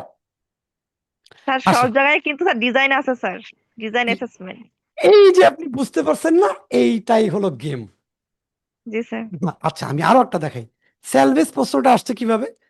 In the context of housekeeping. হ্যাঁ, what does the salvage involve the housekeeping. একই কিন্তু, ডিফাইন করা বা এটা করা। আচ্ছা এটা আপনারা বাচ্চারা পারবে, ওটা বাদ দিই। হোয়াট ইজ মেনটেনেন্স বা ডিফাইন মেনটেনেন্স, কমন প্রশ্ন না একটা। আসেন, এটা রূপ কি হতে পারে? ভাইরে ডিফাইন মেনটেনেন্স বা এইটা, এই দুটার মধ্যে যে কোনো যদি একটা আসে তাহলে তো সহজ, আপনি তো পারবেনই। কিন্তু একটু যদি ঘুরায় আসে তাহলে কি হবে? তাহলে হবে এইটা, what is the definition of routine equipment maintenance in the technical workshop. আরে সালা, একই প্রশ্ন কিন্তু, হোয়াট ইজ মেনটেনেন্সেরই একটা রূপ এটা। What is the definition of routine equipment maintenance in technical workshop. কিভাবে চিনবেন বলেন, কিভাবে চিনবেন? আন্ডারস্ট্যান্ডিং পর্যায়ে কি আসতে পারে? Explain the difference between the preventive maintenance and corrective evidence. ভাই আপনি যদি এখানে কি প্রিভেন্টিভ আর কারেক্টিভেরটা মানে এক্সপ্লেইন করতে বলছে, এটা কিন্তু এই মানে এটা ওই আপনার কি মেনটেনেন্স থেকেই আসছে, কিন্তু একটু ঘুরায় আসলো।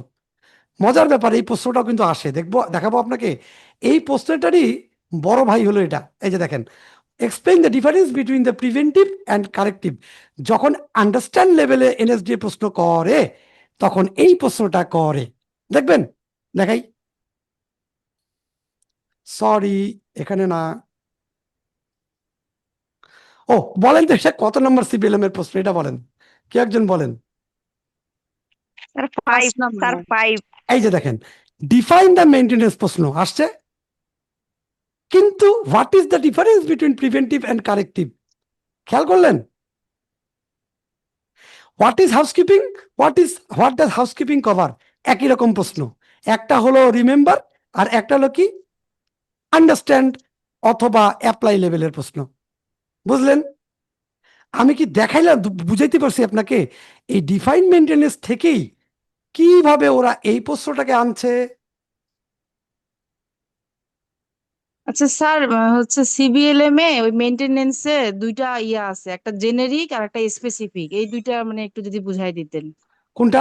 না আজকে আমি কোনো পড়া বোঝাবো না, কালকে, কালকে আমাকে ক্লাসের শুরুতেই মনে করে দিবেন, ওটা আমি করে দেবো। আজকে শুধু পরীক্ষার এনএসডি এর ও প্রশ্ন আচ্ছা, নিয়ে ঠিক আলোচনা, আছে স্যার। আজকে ঠিক আছে স্যার। শুধুমাত্র এনএসডি এর প্রশ্ন নিয়ে আলোচনা চলতেছে।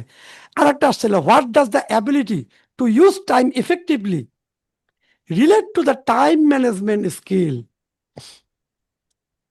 স্যার টাইম ক্লাস ম্যানেজ কয়টা পর্যন্ত হতে পারে? সর্বোচ্চ 5 মিনিট হবে, 5 স্যার থেকে 6 এটা 1 মিনিট। নাম্বার সিবিএলএম এ স্যার। হ্যাঁ 1 নম্বর সিবিএলএম এ। আসেন দেখি ওটা। আর 5 থেকে 6 মিনিট। হ্যাঁ আমি আর এক্সট্রিম পর্যায়ে যাব না। দেখেন স্যার এই ক্লাস যে শেষ হওয়ার আগে আপনার সাথে একটু কথা ছিল তো। আচ্ছা, ওকে, এই দেখেন টাইম ম্যানেজমেন্ট স্কিলে আপনি যা সংজ্ঞাটা লিখে দিতেন, ability to use time effectively. এই যে টাইম ম্যানেজমেন্ট স্কিলের এতটুকু, এই পয়েন্টটুকুকে লিখে দিলেই হয়ে গেছিল। এইটারও কিন্তু অনেক রকমের ফর্ম থাকতে পারে, সময় থাকলে বুঝাইতাম। তাহলে দেখেন আমি এই প্রতিটা প্রশ্নকে আবার ইয়ে করছি, প্রতিটা প্রশ্ন আপনাদেরকে দেওয়া ছিল, এমন কোনো প্রশ্ন নাই যে প্রশ্নটা আপনি আপনাদেরকে দেখাইনি। আচ্ছা, এই যে দেখেন যে সিপিএলএম অনুযায়ী সিপিএলএম 2 নম্বর থেকে আসছিল দুটা প্রশ্ন, 11-12 থেকে আসছিল দুটা প্রশ্ন, সিপিএলএম 4 নম্বর থেকে আসছিল একটা প্রশ্ন, 1 নম্বর থেকে আসছিল এই যে টাইম ম্যানেজমেন্ট স্কিল এইটা। তো আমরা মোটামুটি প্যাটার্ন তো ধরতে পারতেছি, তাই না? জি স্যার। তাইলে এখন আমাদেরকে যেই জায়গাটাতে ঘাটতি ছিল যে এটা অন্য বিডিবির সিভিএলএম থেকেও আসতে পারে, আমি সেটা নিয়ে কাজ করতেছি এবং কাল পরশু থেকে আপনারা ওই এমসিকিউ গুলো পাবেন। তাহলে হবে কি, আপনাদেরকে সব দিক থেকে আমি রেডি করতে পারতেছি। তাহলে আপনাদেরকে কি, আপনার কাছে কি মনে হয়, আমি কি পারবো আপনাদেরকে ফুল রেডি করতে? ইনশাল্লাহ স্যার পারবেন পারবেন। স্যার। আচ্ছা, আমি টোটাল ক্লাসটার নাম দিছি the neuro code of CPTA question. এই ক্লাসের সাথে আমার নামের সাথে আজকের যে ক্লাসটা আমি নিছি সেটার কি মিল আছে? জি স্যার। আচ্ছা, পরীক্ষার হলে যে ভুলে যাওয়ার যে ব্যাপারটা, আপনাদেরকে আমি আর রিভিশন না দেওয়াচ্ছি, এটা আমি আপনাদের সকলকে দিয়ে দিচ্ছি। প্লিজ এটা মাথায় রাখবেন সারা জীবন, সারা জীবন মাথায় রাখবেন, ঠিক আছে? ওকে, তাহলে আমাদেরকে দুইটা জিনিস মাথায় রাখতে হবে। আমি এক হইতে পারে আমি জানি না, সেক্ষেত্রে আমি জান নট ইট হলাম, সেটা এক বিষয়। আর একটা হলো আমি জানি কিন্তু আমি ভুলে গেছি। এখন পরীক্ষা হলে ভুলে যাওয়ার মূল কারণটা হলো আপনি প্রপারলি এমসিকিউ পরীক্ষা দেন নাই। আমার স্টুডেন্টের ক্ষেত্রে বলতেছি, অনেকে অনেক পণ্ডিত পরীক্ষা দেয় খালি, কিন্তু প্র্যাকটিস করে না ঠিক মতো। আগে প্র্যাকটিস করতে হবে, এমসিকিউ পরীক্ষাগুলো দিতে হবে। অনেকে আছে নাই কোনো খবরই নাই, এই যে এর মধ্যে ওই ক্লাসেই জয়েন করে না। হয়তো ওরা মানে কি যে মনে করে, ওনারা মনে করে কি যে যায় আমি মানে আমি এইবার নট ইট হয়েছি, যা আরেকবার পরীক্ষা দিলে আমি কম্পিটেন্ট হয়ে যাব। ঠিক আছে, আমাদের ময়মনসিংহের শিউলি ম্যাডাম বলেন তো দেখি, এই ধারণাটা আপনি এবং আপনার সকল সাথীদের এইটাই ধারণা না যে আমি না নট ইট স্যার, হয়েছি আমি আরেকবার যা পরীক্ষা দিব আমার কম্পিটেন্ট হব? স্যার আমি আপনার কাছ থেকে যখন গাইডলাইন নিছি তখন আমি রানিং ছিলাম, একদম হাই লেভেলে ছিল স্যার আমার সবকিছু। না, আমি বলতেছি কি, আপনাদের মানে আপনাদের আপনাদের গ্রুপ বা আপনাদের ওই লেভেলে যারা যারা আছে তাদের কাছে কি এটাই মনে হয় না যে আমি নট স্যার ইট হয়েছি? তাদের একটা থিঙ্কিং আমি স্যার এরকম স্যার, যে আমরা বসলেই পাশ করব, এবার নট ইয়েট হয়েছি তো কি হয়েছে, আবার বসলেই পাশ করব। কিন্তু বিষয়টা এরকম না। হুম, বিষয়টা আচ্ছা, হচ্ছে আপনাকে আমাকে পড়ে, আমাকে রিভাইজ দিয়ে কারো মানে মেন্টরের কাছ থেকে ভালো গাইডলাইন নিয়ে আমাকে প্রিপেয়ার হয়ে বসতে হবে। অ্যাটলিস্ট জিনিসটাকে আমাকে বুঝতে হবে ভাই, বোঝার কোনো বুঝতে বিকল্প হবে আপনি কি এখনো খুঁজে পাইছেন? স্যার, জানার কোনো শেষ নাই স্যার। আমার মনে হচ্ছে আমি এত পড়ার পরও আর আপনার কাছ লাস্টের থেকে পিডিএফটা স্যার গাইডলাইন নেওয়ার পাইনি। পর আরো বাকি আছে এরকম মনে হচ্ছে, যে আরো হ্যাঁ, এই পড়া এই দরকার। এই জিনিসটা আমি আপনাদের দিব। আচ্ছা, আচ্ছা ম্যাডাম আপনি বলেন তো, আমি যে পরীক্ষার হলে ভুলে যাওয়ার যে সায়েন্স নিয়ে আমি আলোচনা করছি, এটা কি সত্যি? জি স্যার, আমি অনেক ভুলে গেছি স্যার, আমি পারা প্রশ্ন লিখতে পারি নাই স্যার। আচ্ছা, এইটাকে তাহলে এখন ঠিক করার একমাত্র উপায় কি, আমাদেরকে প্রচুর পরিমাণে এমসিকিউ পরীক্ষা দেওয়া এবং রিটেন পরীক্ষা দেওয়া, এবং প্রতিটা পরীক্ষার যে প্রশ্নগুলো আপনাদেরকে দেওয়া হয়েছে সেগুলো খুঁজে খুঁজে খুঁজে খুঁজে বের করা। আমি কি ভুল বলছি? না স্যার, একদম সঠিক বলছেন স্যার। আচ্ছা, তাহলে আজকের এই টোটাল সেশনের ইতিটা আপনি টানেন, আপনি জাস্ট বলে দেন যে অ্যাকচুয়ালি কিভাবে কম্পিটেন্ট হওয়া সম্ভব। আমি আমার পক্ষ থেকে যথেষ্ট চেষ্টা করছি আমি আপনাদেরকে বলার এবং বুঝানোর, এবং শুধু আমি আমার স্টুডেন্টের জন্য না, এই বাংলাদেশের সকল স্টুডেন্টের জন্য আমি আজকের এই সেশনটা করলাম। এখন ম্যাডাম আপনি আপনার পক্ষ থেকে জিনিসগুলো একটু বলে দেন প্লিজ, যে তাদের আসলে কি করা উচিত যাতে পরীক্ষার হলে গিয়ে এরকম কিছু ঘটে না ঘটে, এবং তারা সঠিকভাবে অ্যান্সার করে কম্পিটেন্ট হতে পারে। বলেন ম্যাডাম। স্যার আপনি যে আমাদের বিজ্ঞানের ইটা দেখাইলেন স্যার, যে বিজ্ঞানসম্মত যে আমরা মাঝে মাঝে এরকম হয় যে জানা জিনিস লিখতে পারি না, ভুলে যাই। হুম। এটা আসলে স্যার আপনি যদি রিসার্চ করে বের না করতেন, আজকে আমাদের না দেখাতেন, আমরা জানতামই না কখনো যে আমরা কেন ভুলে যাই। এই টপিকসটা আজকে জানার পরে আমার মনে হচ্ছে যে আমি আর কখনোই ভুলে যাব না, আমি যদি এটা মেনটেন করে চলতে পারি। ইভেন কেউ নটিয়েট হবে না যারা আপনার রুলস গুলো ফলো করবে। আচ্ছা, এখন একটা জিনিস বলেন তো, অন্যান্য ট্রেনারের মতো মানে যেভাবে চলতেছে ওই রাস্তাতে আমার হাঁটা উচিত, না আমি যেভাবে আলাদাভাবে চিন্তা করতেছি সবকিছুরে আমি আমার মতো করেই চিন্তা করা উচিত, অন্য কাউরে ফলো বা অন্য কোনো কিছু স্যার আমি না করাটা বেটার কি মনে হয়? একটা ইম্পর্টেন্ট একটা কথা বলি স্যার, যারা স্যার কম্পিটেন্ট হয়েছে স্যার 1 মাসে 1.5 মাসে মুখস্থ বিদ্যায়, হুম। আমি যা জানি সে তা জানে না। আচ্ছা আমি নটিয়েট হয়েছি তো কি হয়েছে, আমি যা জানি সে তা জানে না, সে অবশ্যই আস্তে হইতে পারে, কিন্তু আমার কাছে সে ফেল। আচ্ছা, আমি এটা বিশ্বাস করি স্যার। এত বড় কনফিডেন্টটা এমনি আসেনি, কারণ আপনি প্রতিটা লাইন, প্রতিটা প্রশ্ন, প্রতিটা সিবিএলএম এর কোথায়, ইভেন ওটার যদি আমি আন্ডারস্ট্যান্ডিং থেকে আরো বড় পর্যায়ে চলে যাই, আপনি ওইটা পর্যন্ত জানেন। কেউ ঠেকাতে জি পারবে স্যার। বলে মনে হয়? না স্যার, আর ঠেকাইতে পারবে না স্যার। এখন শুধু যদি একটু ব্রেনের চর্চা করা হয়, হ্যাঁ, তাহলে, এবং এই ব্রেন কিভাবে কাজ করে, কিভাবে মনে রাখে, এই থিওরি অনুযায়ী যদি আমরা একটু পড়াশোনা করি, আমরা কোনোদিন ভুলবো না। জি তার মানে স্যার। আমাদের কম্পিটেন্ট হওয়ার জন্য ভাই, শোনেন, আমি প্রথমে ক্লাসে একটা কথা বলছি, এখন আমরা একদম ক্লাসের শুরুতে চলে যাই। আমি আপনাদের বলছি, আপনি ডেমো কমপ্লিট, ওকে, আপনার তারপরে ডেমো কমপ্লিট, ওকে, আপনার এভিডেন্স কমপ্লিট, ওকে, আপনার ওরাল কমপ্লিট। ভাই আপনি কি বোকা যে রিটেনটা হইল না? আপনি যদি না জানতেন তাহলে তো ভাই এগুলাও হইতো না। তার মানে আপনি এগুলো জানেন, কিন্তু অ্যাসেসমেন্টের দিন আপনার সাথে এমন কিছু একটা ঘটছিল যার কারণে আপনার মাথার ভেতর থেকে সঠিক তথ্যটুকু আপনি দিতে পারেন নাই। কেন দিতে পারেননি? এটা হলো আপনার প্র্যাকটিসের অভাব। আপনাকে প্রচুর পরিমাণে নিজেকে মানে পরীক্ষার মধ্যে নিজেকে রাখতে হবে, তাইলেই একমাত্র সম্ভব। আর একজনের ট্রেনারের দায়িত্বটা কি? একজনের ট্রেনারের দায়িত্ব হলো মায়ের মতো। মা যেমন সকল খাবার টাবার রেডি করে রান্না করে নিয়ে আসে, টেবিলের উপরে দিয়ে দেয়, বলে আব্বু তুমি খাও। একটা ট্রেনার যদি ওরকম করতে না পারে, ও ট্রেনিং করানোরই উচিত না। ও অন্য কিছু করুক, কিন্তু ট্রেনিং না করাই বেটার।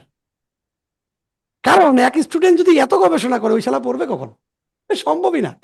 তাহলে গবেষণার কাজ, রেডি করার কাজ করবে হলো ট্রেনার, আর স্টুডেন্ট করবে হলো সেই জিনিসগুলোকে ফলো।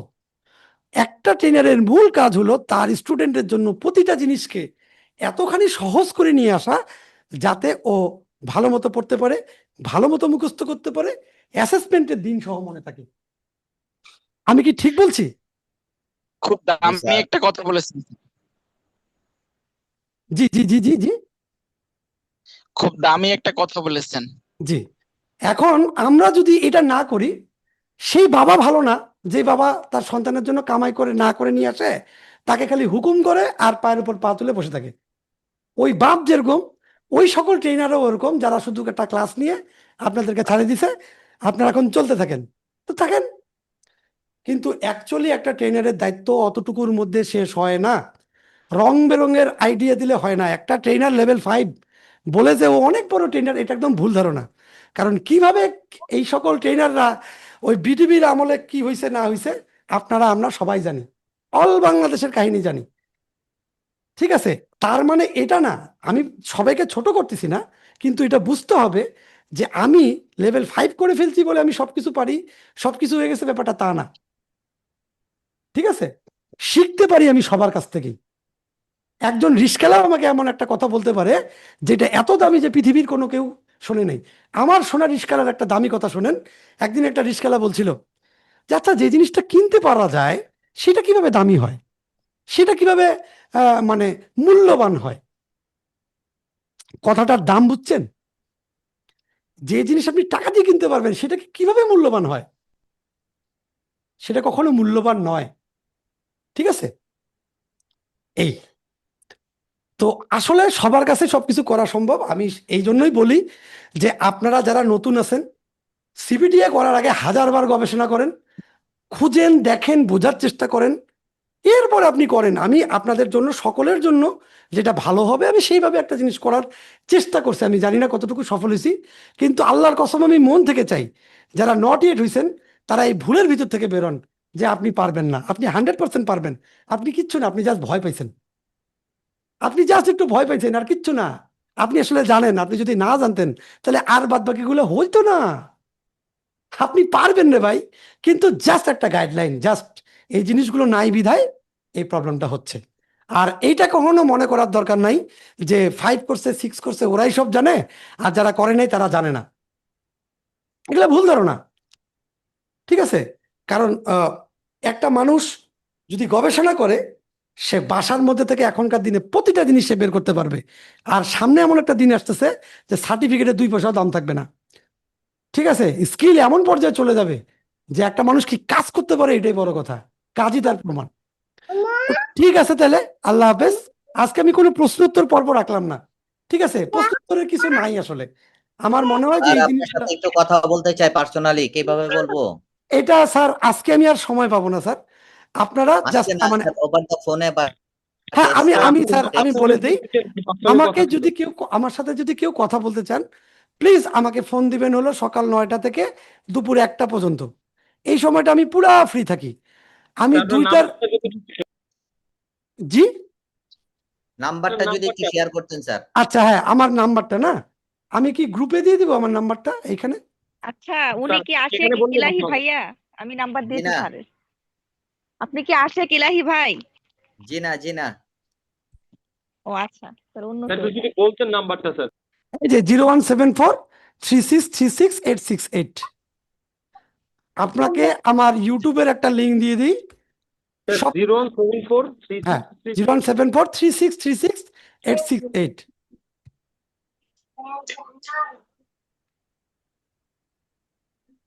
স্যার এই ব্যাচটা কি আপনার এক্সামের জন্য প্রিপারেশন নিচ্ছে নাকি কোর্স শেষ স্যার?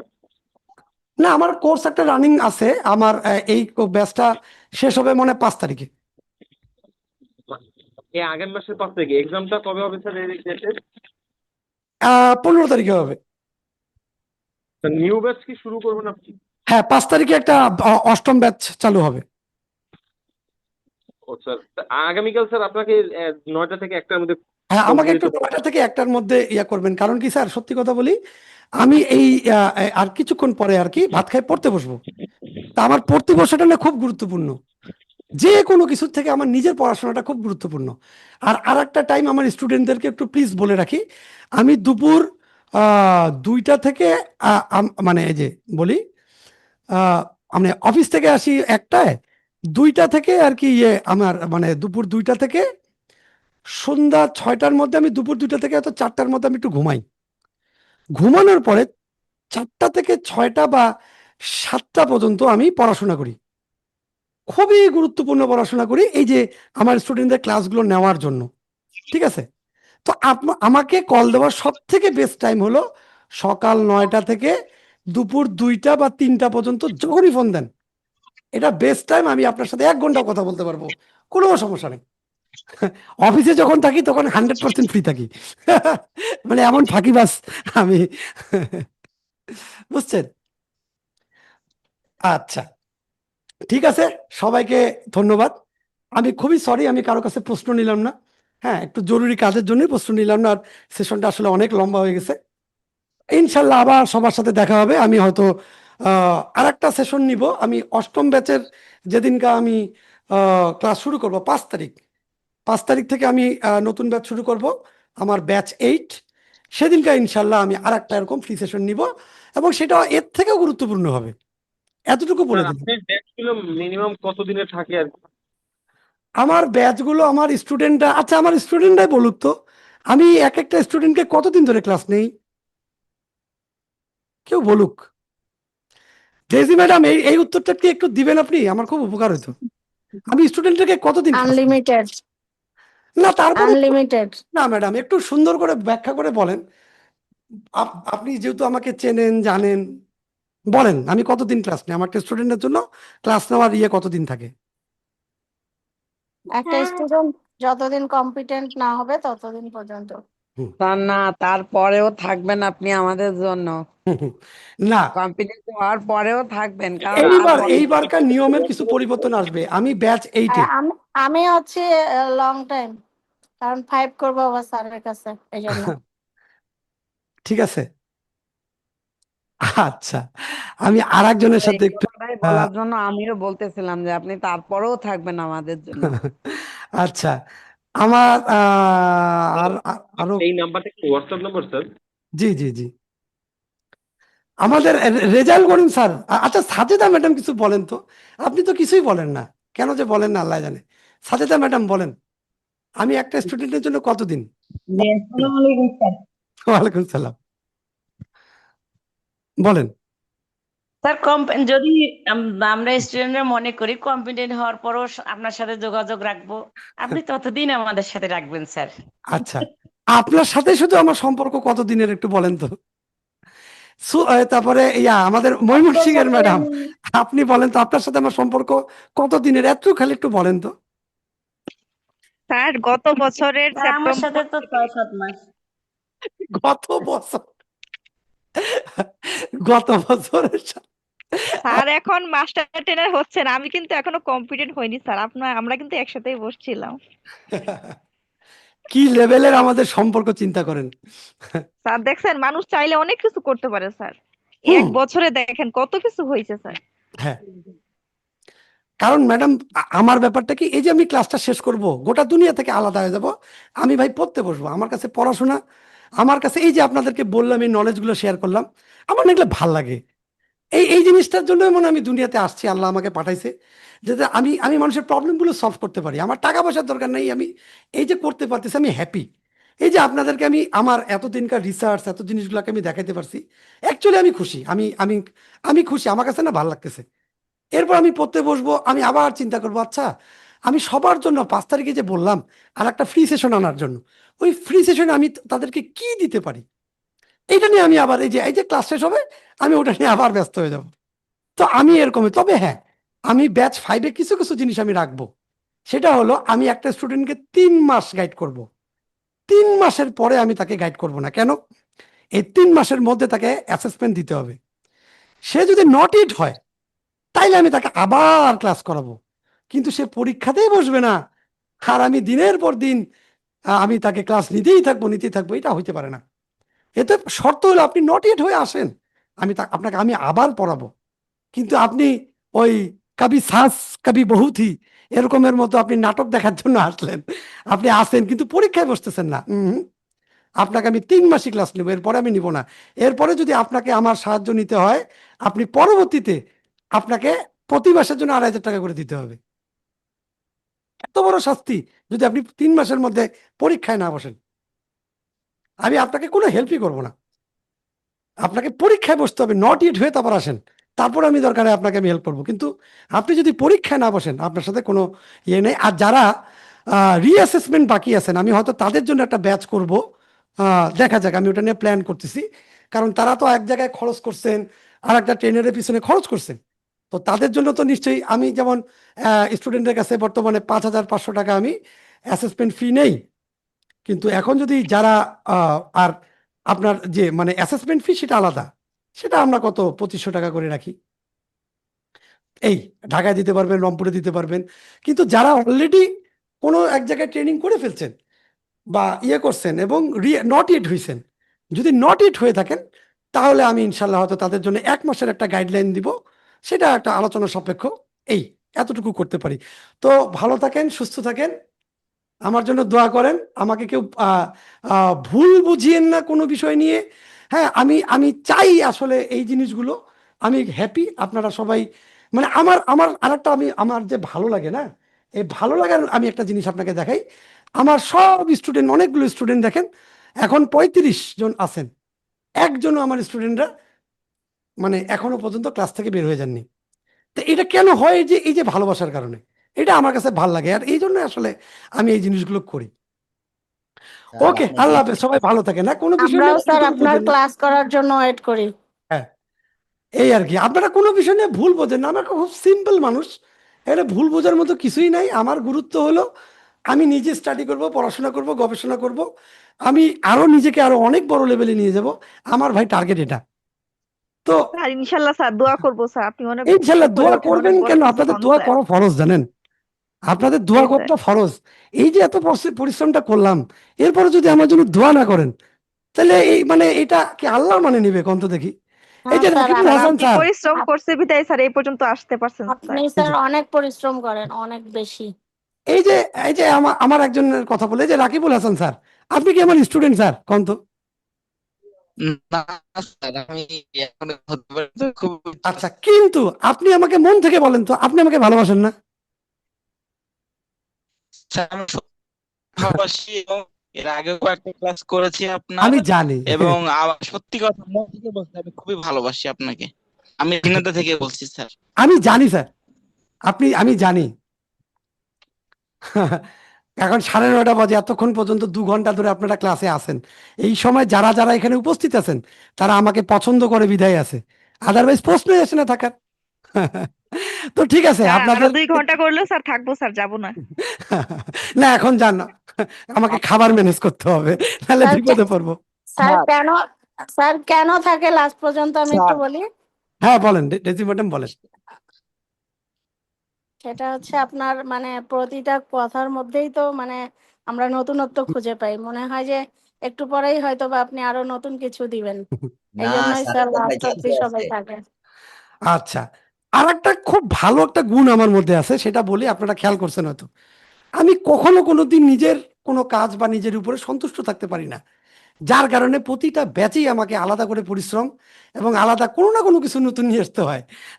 প্রমাণ চাইলে আমার স্টুডেন্টরাই বলে দেবে। স্যার আরেকটা কথা আছে স্যার, আরেকটা ইম্পর্টেন্ট জিনিস আছে স্যার এটার ভিতরে, কি সেটা? এটা হচ্ছে আপনার প্রতিটা কথাই শিক্ষণীয় বিষয় স্যার। একদম এক্স্যাক্টলি স্যার, এইটাই স্যার। হুম।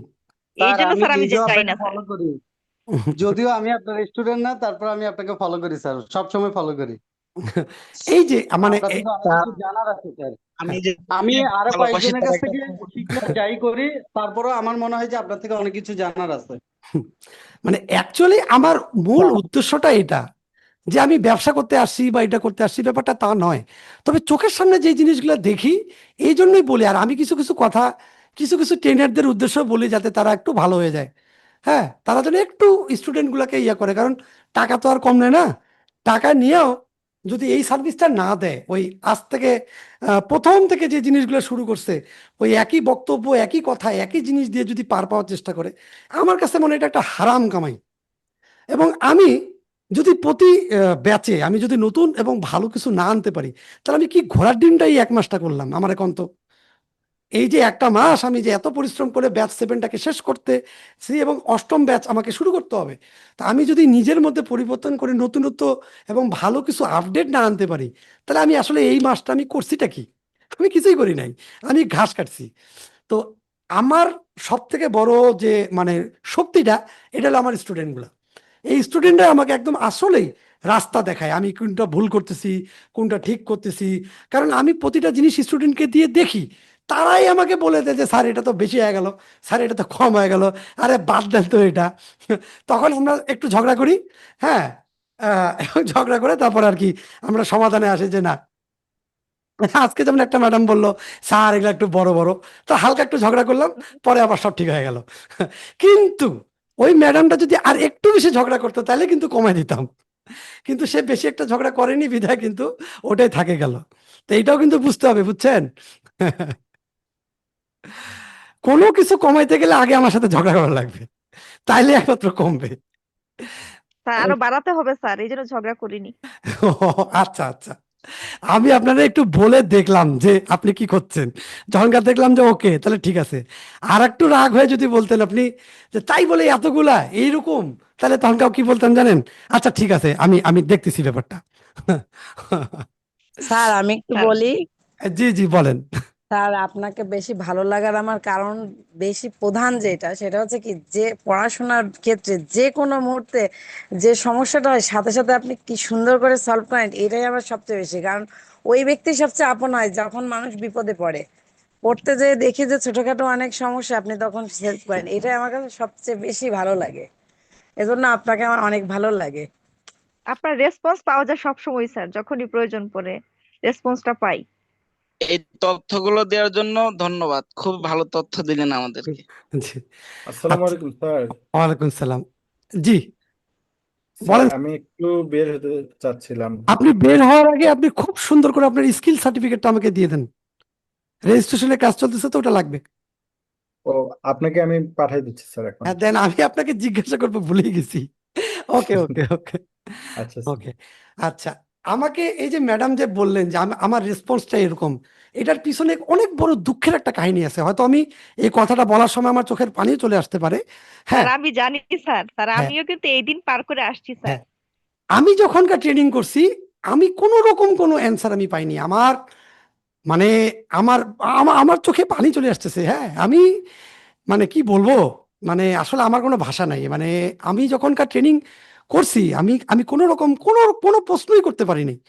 তো তখনকার আমি না, আল্লাহর কাছে কসম কাটছিলাম যে আমি ট্রেনার হব। আমি এমন ট্রেনার হব যে একটা স্টুডেন্ট যদি রাত 3টার সময় ঘুমের ঘরেও যদি আমাকে প্রশ্ন করে, আমি ওই সময় উত্তর দিব। এবং আমি যেই পরিস্থিতি থাকি, আপনি বিশ্বাস করবেন, আমি প্রতিটা মুহূর্তে আমার মোবাইল আমার সাথে রাখি। আমি পাওয়ার ব্যাংক পর্যন্ত আমার ব্যাগের মধ্যে রাখি, যাতে কোনো স্টুডেন্ট যদি কোনো রকম করে। সাবিকুন্নার মুনমুন ম্যাডাম, আমি বাসে উঠতেছি, এরকম সময় আমাকে একদিনকা বলছে যে স্যার আপনার তো এমসিকিউর প্রশ্নগুলো তো এরকম হয়ে গেছে, সবগুলো তো ইজি। ওই বাসের মধ্যে ম্যাকবুক চালু করে আমি ওটার প্রশ্নটাকে সঠিক করে ওইটার জন্য কোডিং করে আমি সফটওয়্যার চেঞ্জ করে তারপর এটাকে করছি। এই রকম ভাবে করি, কারণ আমার ওই দিনের কথা মনে পড়ে যে আমাকে কিভাবে খালি তোতা পাখি বানানোর চেষ্টা করা হয়েছিল। খালি মুখস্থ করেন, খালি মুখস্থ করেন, কিছু বোঝার দরকার নাই, আপনাকে উঠায় দাঁড় করে খালি মুখস্থ। এই আরে শালার, আমি যদি না বুঝি আমি কিভাবে এগুলো বুঝবো, আমি করব? এ কি কোনোদিন সম্ভব? শুধু মুখস্থ করে সিপিটি এনে লেভেল 4? আমার দায়িত্ব হলো আপনাদেরকে পুরা জিনিসগুলোকে মুখস্থ করানো, তাহলে এটা হবে না। এই চেষ্টাই করতেছি আর কি। তো ঠিক আছে, আসসালামু আলাইকুম। হ্যাঁ, সবাই ভালো থাকেন।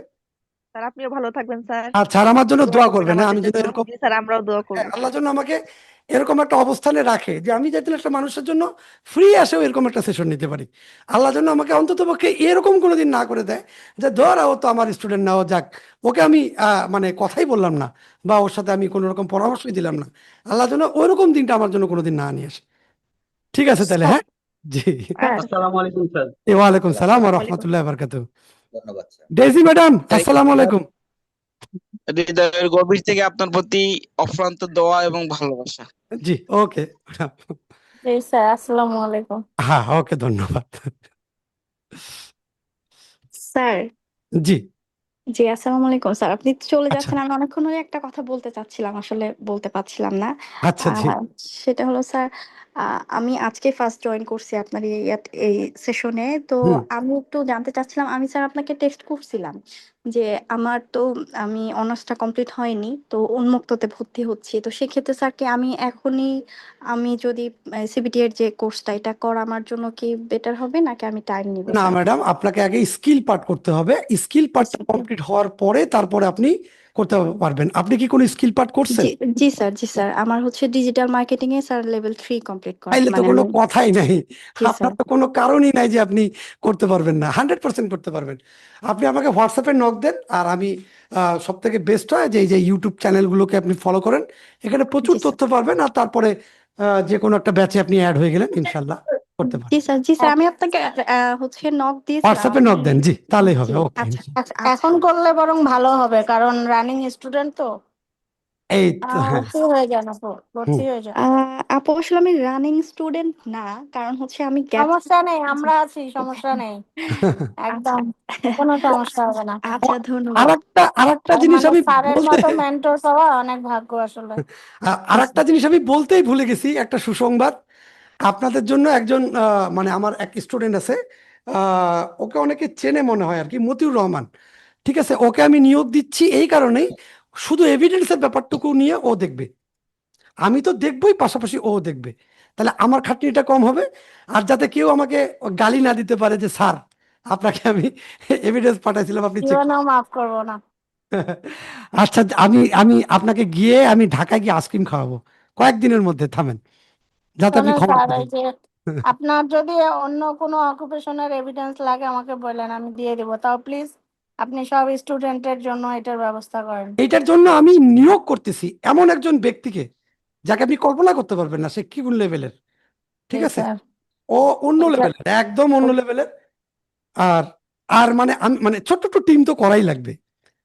আর এইদিকে কারণ আপনারা যারা অনেক আছেন বিশেষ জি করে স্যার। আপনি, তারপরে হলো আমাদের এই যে ময়মনসিংহের ম্যাডাম, ওনাকে তো আমি ছাড়বই না, ওনাকে এখানকার মেন্টর হিসেবে রেখে দিতে হবে, কারণ স্যার ওনার আমি আছি স্যার, আমি আপনি সব আমার সময় লাগবে। থাকবো।